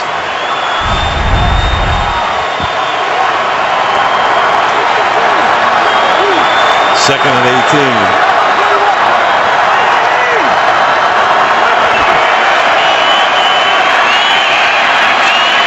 Romo, and another short pass here. That's Miles Austin. Can only get to the 41. Nicholas makes the tackle. It'll be 3rd and 13 with 3.5 to go in the third quarter. It's only fair to show you what I'm talking about. Running straight down, so that means the middle of that zone is going to be open, and the Cowboys are taking advantage of it. Need to start breaking a few of those tackles. Good job in the open field by Stephen Nicholas. Samuel on the sideline. Issue there. Sante coming out in a situation he'd normally be in there. Robert McLean takes his spot. 3rd and 13. Also brings Christopher Owens into the slot. Blitz comes. Pass is incomplete and off the hands of Miles Austin.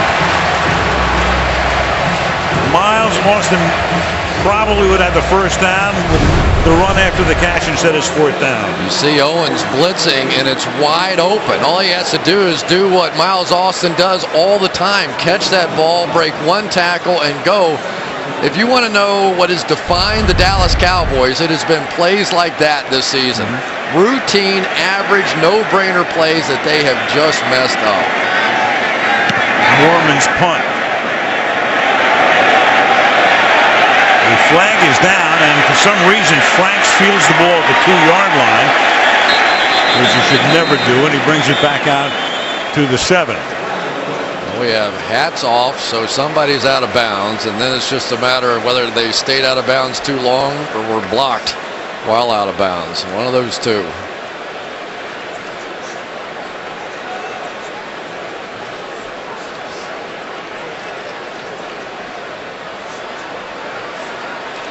Going to be against Dallas. And that's big because they player out of bounds on the kicking team, number 27, who went out of bounds without being touched. Atlanta has elected a 5-yard penalty and re-kick 4th down. Absolutely have. Yeah, that's Eric Frampton instead of having the ball at their own 6.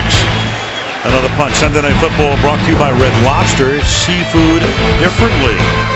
By Sears Home Appliances and the Top 10 Advantage. By DirecTV. Don't just watch TV, DirecTV. And by Toyota Care, complimentary on every new Toyota. Friday night, number 2 ranked Martin Luther King High School beat number 5 Tucker High School 24-17, winning the Region 6 title, their 3rd consecutive Region Championship. Well, congratulations. There were some players out there. Yeah. Good moves by the band, too. Morgan to kick again. And this fielded at the 12 this time. Franks. And up to the 19 he comes. So it turns out to be a 13-yard difference because of the penalty. Ryan and company at their own 19. 2.5 to go. Third quarter. Sunday Night Football. Now, how about this for a matchup next week? Each team is 7-1. You've got the Houston Texans and the Chicago Bears at Soldier Field. Football night starts at 7 Eastern time. The Bears have now won 6 in a row, and they're the best records in the league. You're watching the team with the best right now. And then next week at Soldier Field, the Texans and the Bears on Sunday Night Football. From the 19 on first down. And that's White making the catch up in the 34-yard line. Danny McRae right there to make the stop, but not he picks up 15 yards. On the outside, Tyson Claybo again working against DeMarcus Ware, and Matt Ryan knows he's got to get that thing out of there. I always admire Roddy White, a guy that is more than willing to take that kind of shot and make a catch over the middle. He's a tough guy. 6 catches for him tonight and 110 receiving yards. Turner, big hole. 7-yard gain to the 42. Well, the Falcons, you take a look at this team. Back in 07, Bobby Petrino was the coach. He walked out on them. They were a mess. Arthur Blank, the owner, on the right. Thomas Dimitrov comes in as the general manager. And boy, did they get things right. Blank brought Dimitrov in to run things. He hires Smith. They draft Ryan. They get Michael Turner. And they've done a lot of right things. And right now they're 7-0 from the 43-yard line. To the outside for a big gain. Turner inside the 20. Taken down from behind at the 13 by Brandon Carr. 43 yards as they finally bust one on the ground. They try to stunt. They take DeMarcus Ware and try to cram him down inside, and then the safety that's supposed to fill ends up getting blocked on the play on the outside. We talked about these wide receivers and how they blocked. That time it was Roddy White pinning the contained guy inside, and that was that. At the 14, Rodgers. Chris Rodgers takes you to the 11, gain of 3 with about a half minute to go in the third quarter. This Dallas Cowboys defense has to just hang in there now. They've given up some plays. Their offense has done next to nothing to speak of, but they're used to being in this position. You think back to that game against the Giants last week. All those turnovers early, they had to defend, and they held up. Can they do it again? They'll switch sides. They'll go to the other end. We played 3 touchdown-free quarters, but it's a good ball game. Dallas 6, Atlanta 6. On to the fourth we go, and Sunday Night Football continues after these messages.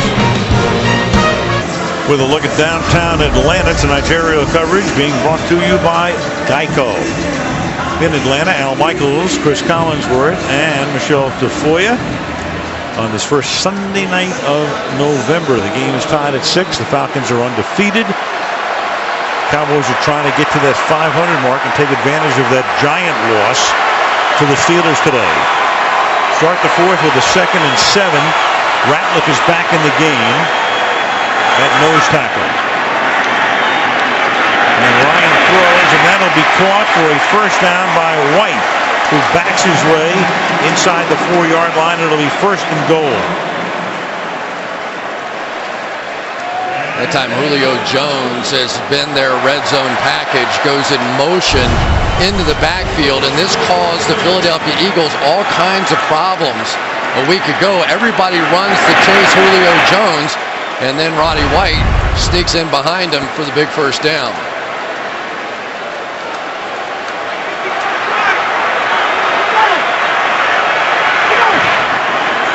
And 1st and goal.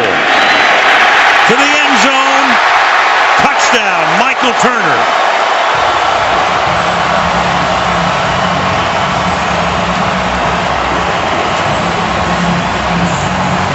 First touchdown of the night, first Atlanta lead of the night.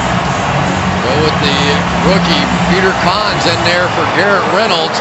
Hangs on just long enough against Marcus Spears to get him in the end zone.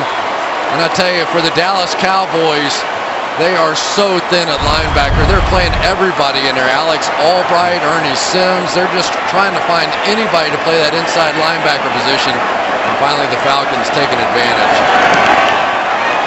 Bryant for the point after. 81 yards, 6 plays, 4 of them rushes. The big gainer by Turner, setting it up. And then he goes into the end zone, and it's 13-6, Falcons. Well, you should know that Dan Patrick has a new home tomorrow morning, 9 a.m. Eastern. Don't miss the arrival of the Dan Patrick Show on the NBC Sports Network. And our man Dan is home getting his beauty rest because he is a beauty. Congratulations, Dan. Looking forward to it. NBC Sports Network tomorrow morning. On that show the other day. I don't know how he keeps up with all those sports. He'd do it. Washington's kickoff will result in a touchback. And the Dallas Cowboys on the brink right now, down by 7 on the road. the NFL one-possession games, in other words, 8 points or fewer, about half the games since 03 have been decided by one possession. Jason Garrett is 10-10 in one-possession games. Mike Smith is 26-10 in one-possession games. And the other thing that Atlanta does is they put their foot on your throat because they don't cough up leads, and the one thing that Dallas has not been good at is protecting the lead. But tonight they'll have to come from behind. They start from the 20 on this drive, and Romo swings it too high to the outside. Second down, intended for Bryant.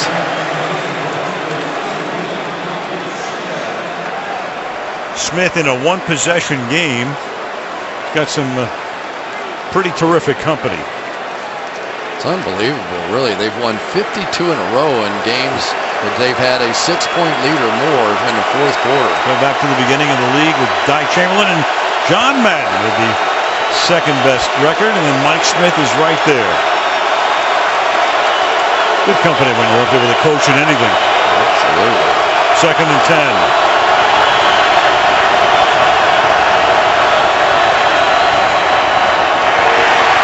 And they run an inside draw, and the Falcons say, "You're not fooling us."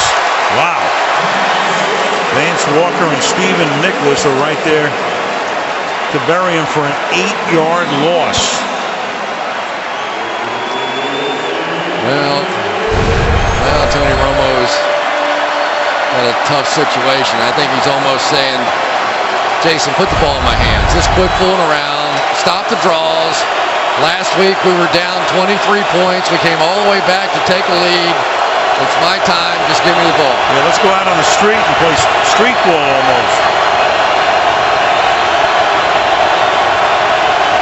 17-yard line, 3rd and 13.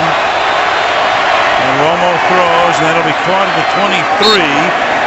But getting up is Austin, and then he's taken down short of the first down, and the Cowboys with a 3-and-out and a punt. They picked up the blitz. They brought everybody, and the Cowboys do a good job. So once that's picked up, you hope you're going to be able to work the ball down the field to somebody. And really, in that circumstance, it almost does you no good to dump that one off. If he could have held it, he had the one-on-one routes on the outside. Mormon to punt. Franks to receive it. It's a line drive pick, and Franks has to let it bounce. And it's a favor for Dallas as he then fields it at the 20-yard line. Ryan will go to work again after a 53-yard boot.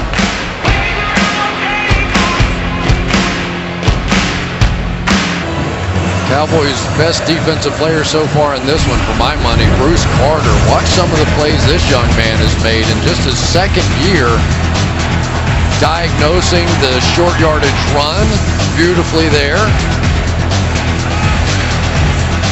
Catching the sweep on the outside, and then in pass coverage, sort of faking going back and then coming up for the big hit on that one. And defensively, they need a turnover now. That's the one thing they've not been able to do so far in this one.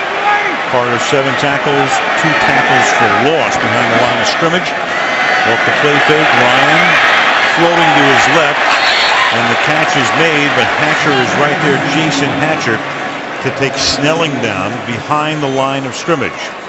Loss of 3, 2nd and 13. You know, this Cowboys defense is well coached, and they got playmakers that have certainly helped them. But Rob Ryan and his staff are doing a good job. I mean, you know, he'll tell you, in his opinion, Sean Lee is the best defensive player in the league. And when they lost him, and then Dan Connor, and then Jay Ratliff, but they're still hanging in there, and they need a few more plays. 2nd and 13. Plenty of time left, but this is a big defensive series for the Cowboys. You don't want to get into a 2-possession game, and you got Julio Jones, who may just turn it into a 2-possession game. Inside the 40, started to lose the football, and he takes the ball deep into Dallas territory on a gain of 48 yards. That's what happens. You want to try and bring a little pressure inside. And this guy just so dangerous. He gets in the middle of the field, but then it's Bruce Carter who runs him down. Aren't many times you're going to see Bruce Carter chasing down one of the fastest players in the game. And This guy was a champion. Long jumper, high jumper, everything he did was off the charts. Sprinter as well. Sprouting at the 35-yard line. It's a 4-yard gain now for Turner, and they're already in field goal range. Well, the way Bryant's kicking tonight, I don't know what that range is. You know, which is close. Amazing, because Matt Bryant was going for his 3rd straight season of 90% kicks, and missing 2 tonight is really unusual for him. 2nd down and 7. Bryant warming up for what he hopes will be an extra point.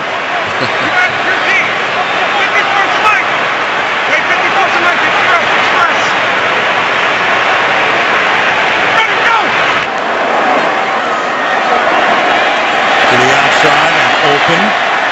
Rogers is able to get to the 26-yard line. Brandon Carr making the tackle. It'll be 3rd and 1. The Falcon receivers tonight. White thrown through 7 times, has caught every one. Jones targeted 6 times, has caught 5 of them. Each guy in triple figures. White averaging 17 yards per catch, and Jones averaging 26 yards per reception. And it's what makes this team so tough. And then that play, you see Jacquizz Rodgers coming out of the backfield. That's a new element that they didn't have a season ago. Now Julio Jones lines up as the tailback, and they toss it to him, and he gets around what will be a tackle in the backfield and turns it into a 1st down. So instead of 4th down and a field goal attempt, it's Ware who cannot bring him down. He steps away, moves to the outside, moves the chains. Well, you've got one of the best athletes against one of the best athletes. DeMarcus Ware really has him almost dead to rights on the outside and just cannot make the play in the open field against Julio Jones. And that's been a bit of the story tonight. And I think all season long for the Atlanta Falcons, they have too many one-on-one matchup nightmares to try and cover all these guys. Whoever it is that you leave singled up, that's who's getting the ball. On the 18, 1st down.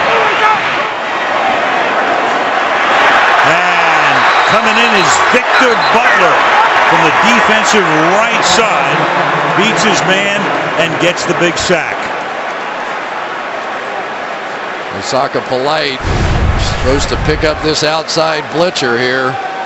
Takes 1 step up, 1 step too many, and Michael Turner was on the play fake, and maybe that's the play the Cowboys needed to get something going, because now at least you put them in a 2nd and long, create some options for you defensively. 3rd sack tonight of Ryan. Green Miller. 2nd and 19.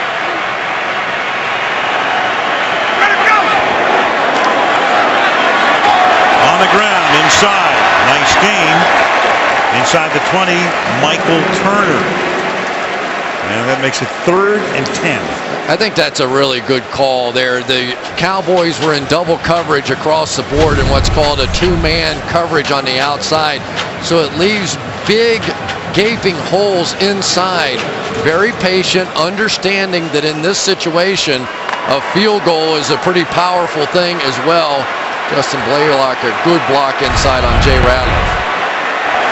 3rd and 10. And Ryan's going to go for it all, and it's flicked away at the last moment by Brandon Carr. Intended for White in the end zone, and that'll bring Bryant in to try to make it a 2-possession game. Cowboys are lucky that Brandon Carr made that play. They were not ready again, and Rob Ryan is upset. They were, for the 2nd time, milling around the line of scrimmage, did not have the call in. Matt Ryan quick snapped them and almost came out of it with 6. So Bryant's made from 45 and 46 and missed from 37 and 43. This is a 36-yard attempt. Matt Boschert to hold it. And this time the kick is good. 7:49 left in regulation. Atlanta up 16-6. Check it out on Wednesday night on NBC. You'll see Chicago Fire at 10 Eastern and Pacific, 9 Central and Mountain.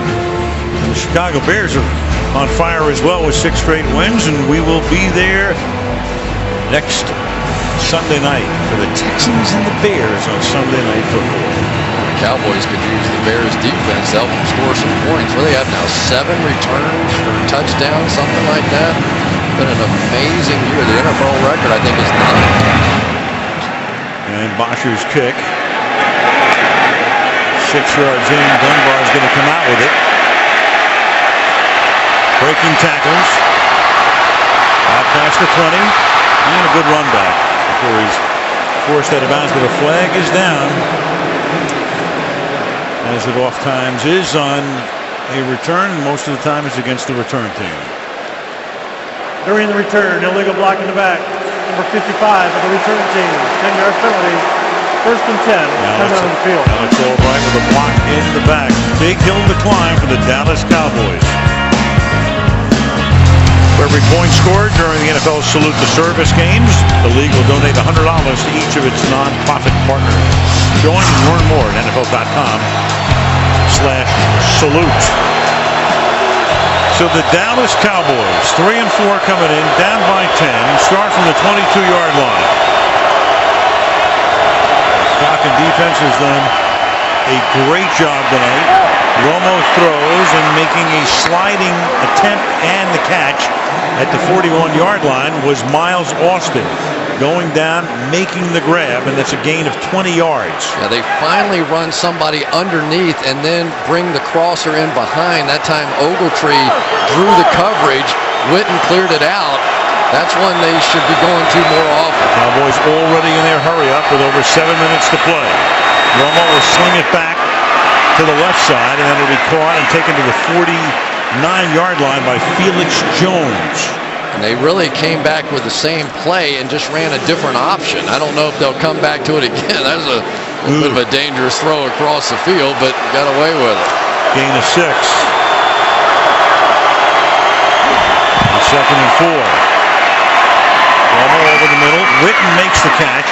That takes the ball to the 45. Witten, who's been limited tonight to 4 catches, has just set a Cowboy record. 751 career catches, eclipsing Michael Irvin's mark. Now they're in that same sort of mode they were in last week with Tony Romo and the hurry up and a basic set offense. 6:20 left in regulation. Over the middle, they go to Witten again, and that's going to be a first down on his 5th grab of the night, taking the ball to the 34-yard line. And exhaustion setting in. John Abraham kind of walking back across. Look at what this does to the pass rushers now. You get in this no huddle, and you get no pressure at all. Similar to last week against the Giants when they overcame a 23-point deficit, and Jones takes the ball to the 20-yard line. Abraham doing the best he can, but he's worn out on the outside. Still gets inside Doug Free and makes an effort, but it's tough. Finally, they get him out and bring Bierman in. Cowboys all no huddle from the 21. 4-man rush. Tony directing traffic to the end zone. He goes, and it's a touchdown for Ogletree. Kevin Ogletree, who had a 65-yard catch earlier, makes a big one here, and it's going to be a 3-point game in a moment. Troy Bierman's going to loop inside. Romo's going to escape out. Now watch him direct traffic here. Come on, man. Come on, Kevin. Come on inside there. And I cannot be the only one in America asking this question. Where has this been? Right. You know, you put the ball in Tony Romo's hands last week, down 23, brings them all the way back. Now you open it up, you go no huddle, boom, right down the field. Romo 6 of 6, 78 yards. Took them 2:29 to guide them down the field, and boy, did they need that. 5:21 left in regulation, 16-13 Falcons. In the aftermath of natural disasters like Superstorm Sandy, the American Red Cross provides a lot of terrific services. You can visit redcross.org or text Red Cross to 90999 to give a $10 donation. Hope you do it. Georgia Dome.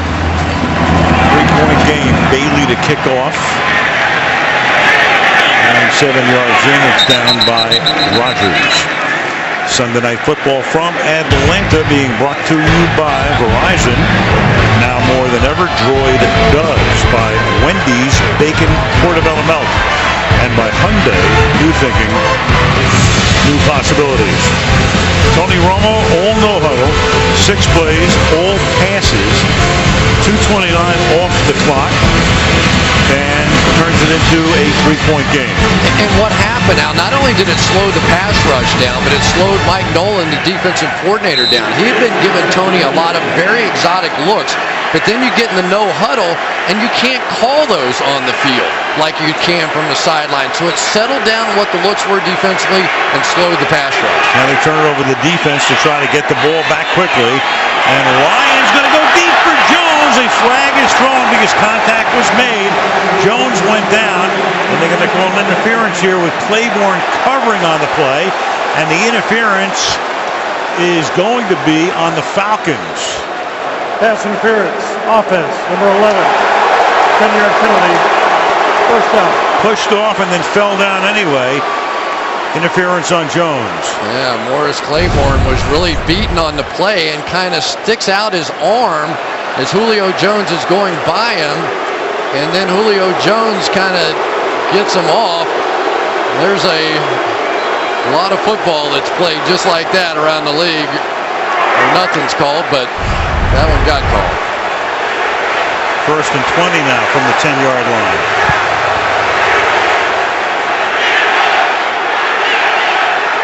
Cowboys have to win now. They've got them backed up. First and 20, have to hold.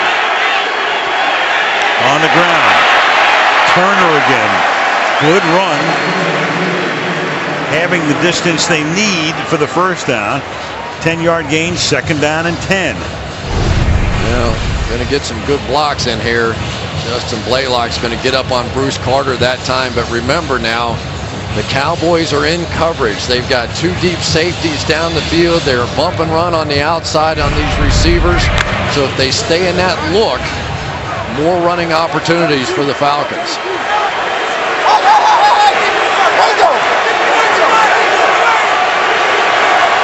This one in and out, in right now, second down and 10. And Ryan to the outside, and then it'll be caught at the 24-yard line by Gonzalez, tackled by Scandrick.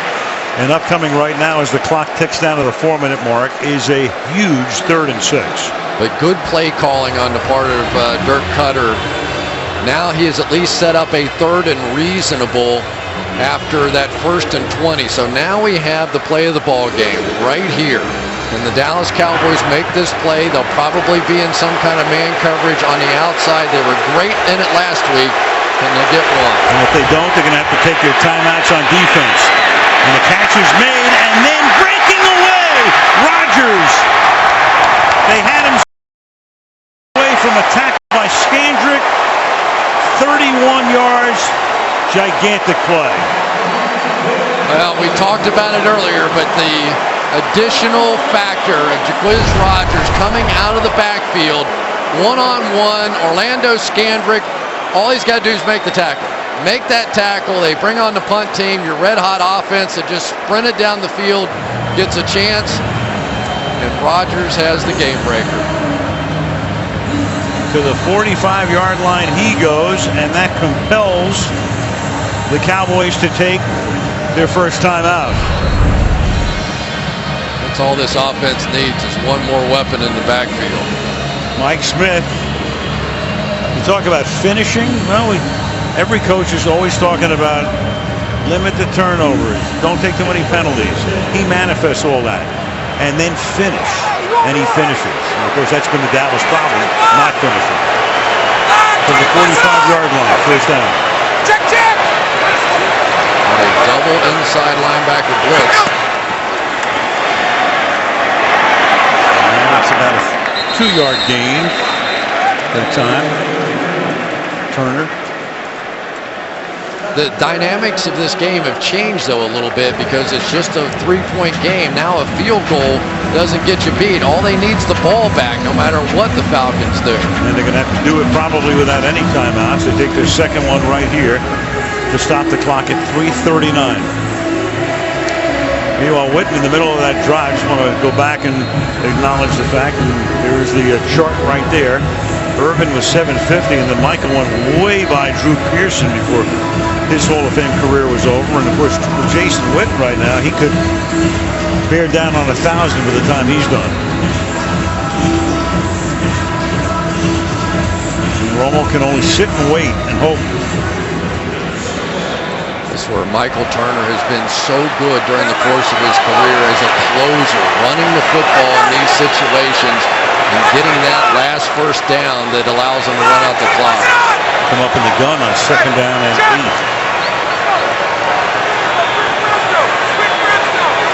Got the man coverage on the outside with the 2 deep safeties.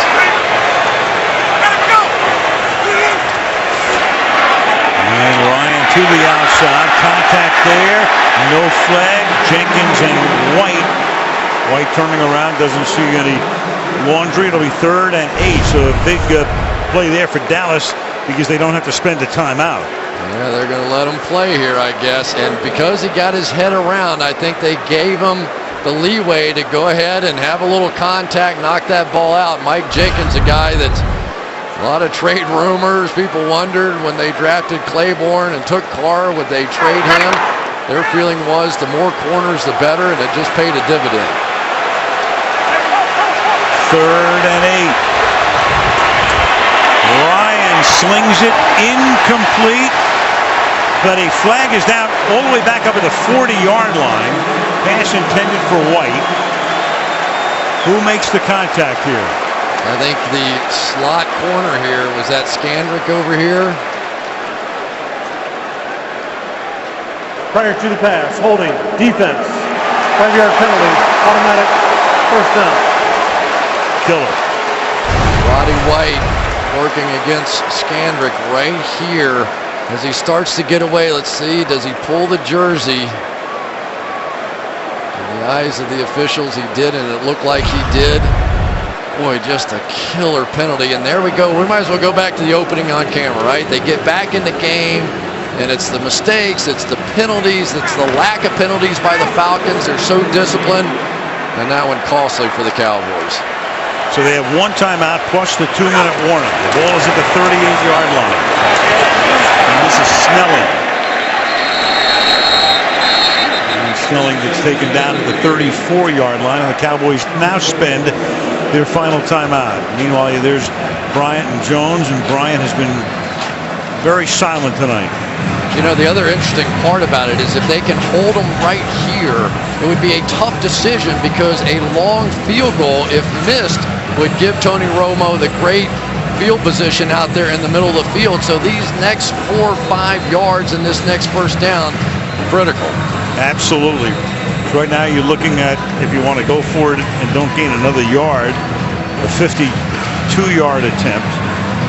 You miss it, as Chris says, the ball comes back to Romo at the 42-yard line. Plenty of time still, but you have to get off the field. 2nd and 5. Clock will only stop for Dallas now at the 2-minute warning.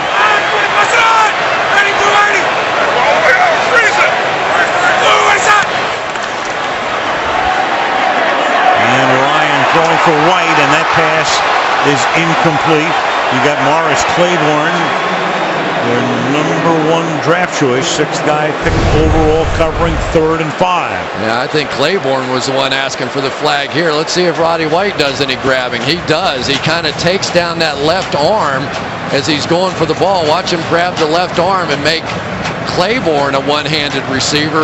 Cleverly done and gotten away with by Roddy White. The Falcons catch a huge break that time. And not a bad break for the Cowboys in light of the fact the clock stops, 3:18. What is Dirk Cutter sending in here? 3rd down and 5. To the outside. And a great spin move again. And that's Rodgers to the 22-yard line. Makes the catch behind the line to gain and then spins away from the defender. First down. Spins away from McCray. I don't know why Danny McCray was baited to go inside here when his guy, Jacquizz Rodgers, was outside. there was nothing in there for him to have to play. You know, he's out there playing because of the injury to Barry Church and a lot of injuries. He takes the bait on Tony Gonzalez inside and then just can't react outside quickly enough. 22-yard line. This will be the final play before the 2-minute warning. And to the 18 goes Michael Turner, and that will take us down to 2 minutes. Still time. You just have to stop them. You know, you're going to get the ball back with what, a minute, a little under a minute, something like that. Still time. Well, you've got a second down play coming up, a 2nd and 5. You get the ball back with less than that because you've got a 3rd down, and then the clock run down for 4th down, and then the field goal. In any event, the Falcons are pretty close to extending their undefeated mark. 2 minutes to go. On the Wendy's post-game report after the game, Michelle will be down on the field to interview the stars of the game. Bob, Tony, and Mike will break it down, look at league news, and Chris and I will take a look ahead to next week, Texans at the Bears. 2nd and 5. If they don't get a first down, they're going to have to kick a field goal with about 40 seconds to go, leaving Dallas a little bit, maybe more than a half a minute. To get a first down, forget about everything. 2nd and 5. Turner will turn him back.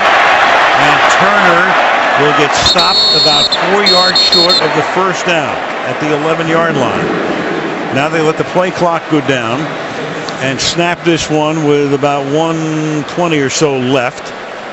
A little bit less than that. Then you get to 4th down. You let that run all the way down, and then if you have to, you bring Bryant in, and Romo would get the ball with about a half a minute left. Yeah, Julio Jones checking back in the game. Let's see if he lines up at the tailback position. Remember that little flip 90 play they had? Not a bad way to get a great athlete in space. It's been Jacquizz Rodgers, and I wonder if Julio Jones going to get a chance here. Nope, they're going to flank him out. Turner 19 carries 100 yards. 3rd and 4. And they're going to stop him at the 9-yard line, but that's going to take us down, if they run the clock all the way down inside a half minute with about 25 seconds or so. Bryant can come in to try to make it a 6-point game, which of course would compel Dallas to score a touchdown and not a field goal to tie it. Yeah, I guess you could make an argument that you could try and go for it here on 4th down, but with just a 3-point game, I think you have to take it to 6 or try to and make them score a touchdown with no timeouts to beat you.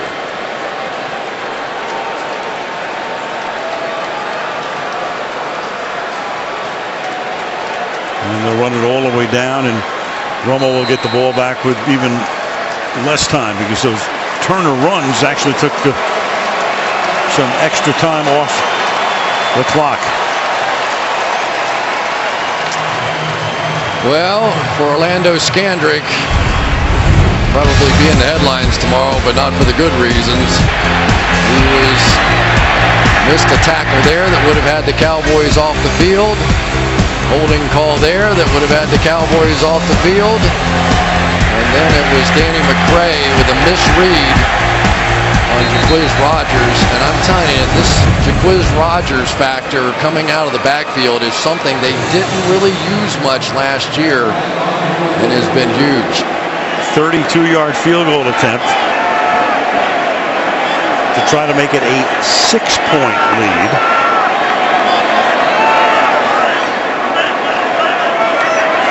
And Bryant's kick has just made a lot of people happy and a lot of other people very unhappy. 19-13 as the Atlanta Falcons have left the Cowboys with 17 seconds and needing a touchdown. In the NFC, best records in the conference right now. Atlanta trying to go to 8-0, on the verge of doing that. We see Chicago next week at 7-1. San Francisco 6-2 at the halfway mark. The Giants lose to go to 6-3, and Green Bay has rebounded. They started that rebound in Houston, handing the Texans are only lost. Now for the Cowboys, they're not dead. They go to Philadelphia next week. Somebody's going to be dead after that game. But then they go home, and they have Cleveland and Washington and Philadelphia in a row at home. They go to Cincinnati and then Pittsburgh and New Orleans at home. So the Cowboys, after next week, will have 5 out of 6 at home. But then again, at home, it hasn't really been a tremendous advantage for the Cowboys. That's where all the turnovers come. Right. Arthur Blank is there. Michelle getting ready for her post-game interview. And the Cowboys now with Bosher to kick off. And that kick in Dwayne Harris's direction will go through the end zone. So 17 seconds without a timeout to go 80 yards. Yeah, and whatever it is here, to get a second play is going to have to get the ball out of bounds. You're not going to have time to run the play and then hustle everybody up the field for a Hail Mary. So, who knows? You run everybody down the sideline and try to peel somebody on the back shoulder, but this next play has to go out of bounds or be one of those gimmicky lateral plays.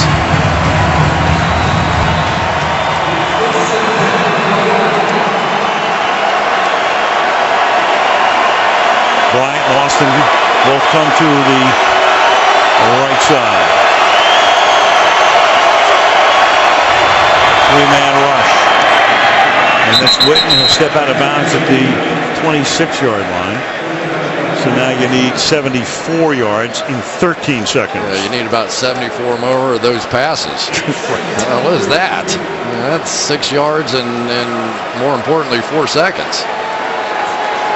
Got to get it at least somewhere in position to try a Hail Mary. So you need about 25 yards here just to have a shot.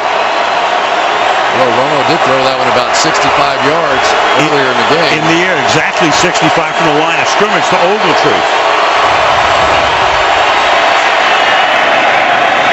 Witten's going to make the catch, but that's going to take another 4 seconds off the clock and put the ball at the 38-yard line, so you need 62 yards in 9 ticks. Well, they are in position now where a 12-yarder would give them a Hail Mary. So they're just going to back up. I guess they're going to say, if you're going to give us that, we'll take it. Reasonable range. If he threw it 65 yards, you could get it close to the end zone here. What do you call this, a cover 6? Now they have everybody wrapped around the sideline in a big umbrella defensive formation. Not giving you that throw again. Romo, well, they're going to take it down to one last play as Jones makes the catch. And again, they go short to set up the last play of the game, barring a defensive foul, and they need 60 yards. Take a look at this coverage. It is one big umbrella right there, so they're not going to give you that out of bounds ball. Now, all right, Tony, get your arm loose. You're going to have to throw this one about 70. Falcons even have Julio Jones out there playing safety if they need him. Back at the 13-yard line now. So, barring a defensive penalty, this is it. Rushing through, Romo stepping away, buying time, under pressure. Now throws, it's going to be caught at the 45 by Felix Jones. Jones inside the 30. Will he start to look behind him? He should have. And down he goes at the 21-yard line. Tackled by Robinson. And that will do it. And the Atlanta Falcons reach the halfway mark of the season at 8-0. And the Dallas Cowboys, with the Giants losing today and a golden chance to pick up ground, go to 3-5. Coming up next, it'll be the Wendy's post-game report. Michelle on the field with the stars of the game. The gang to analyze it, and that's coming up after these messages from your NBC station.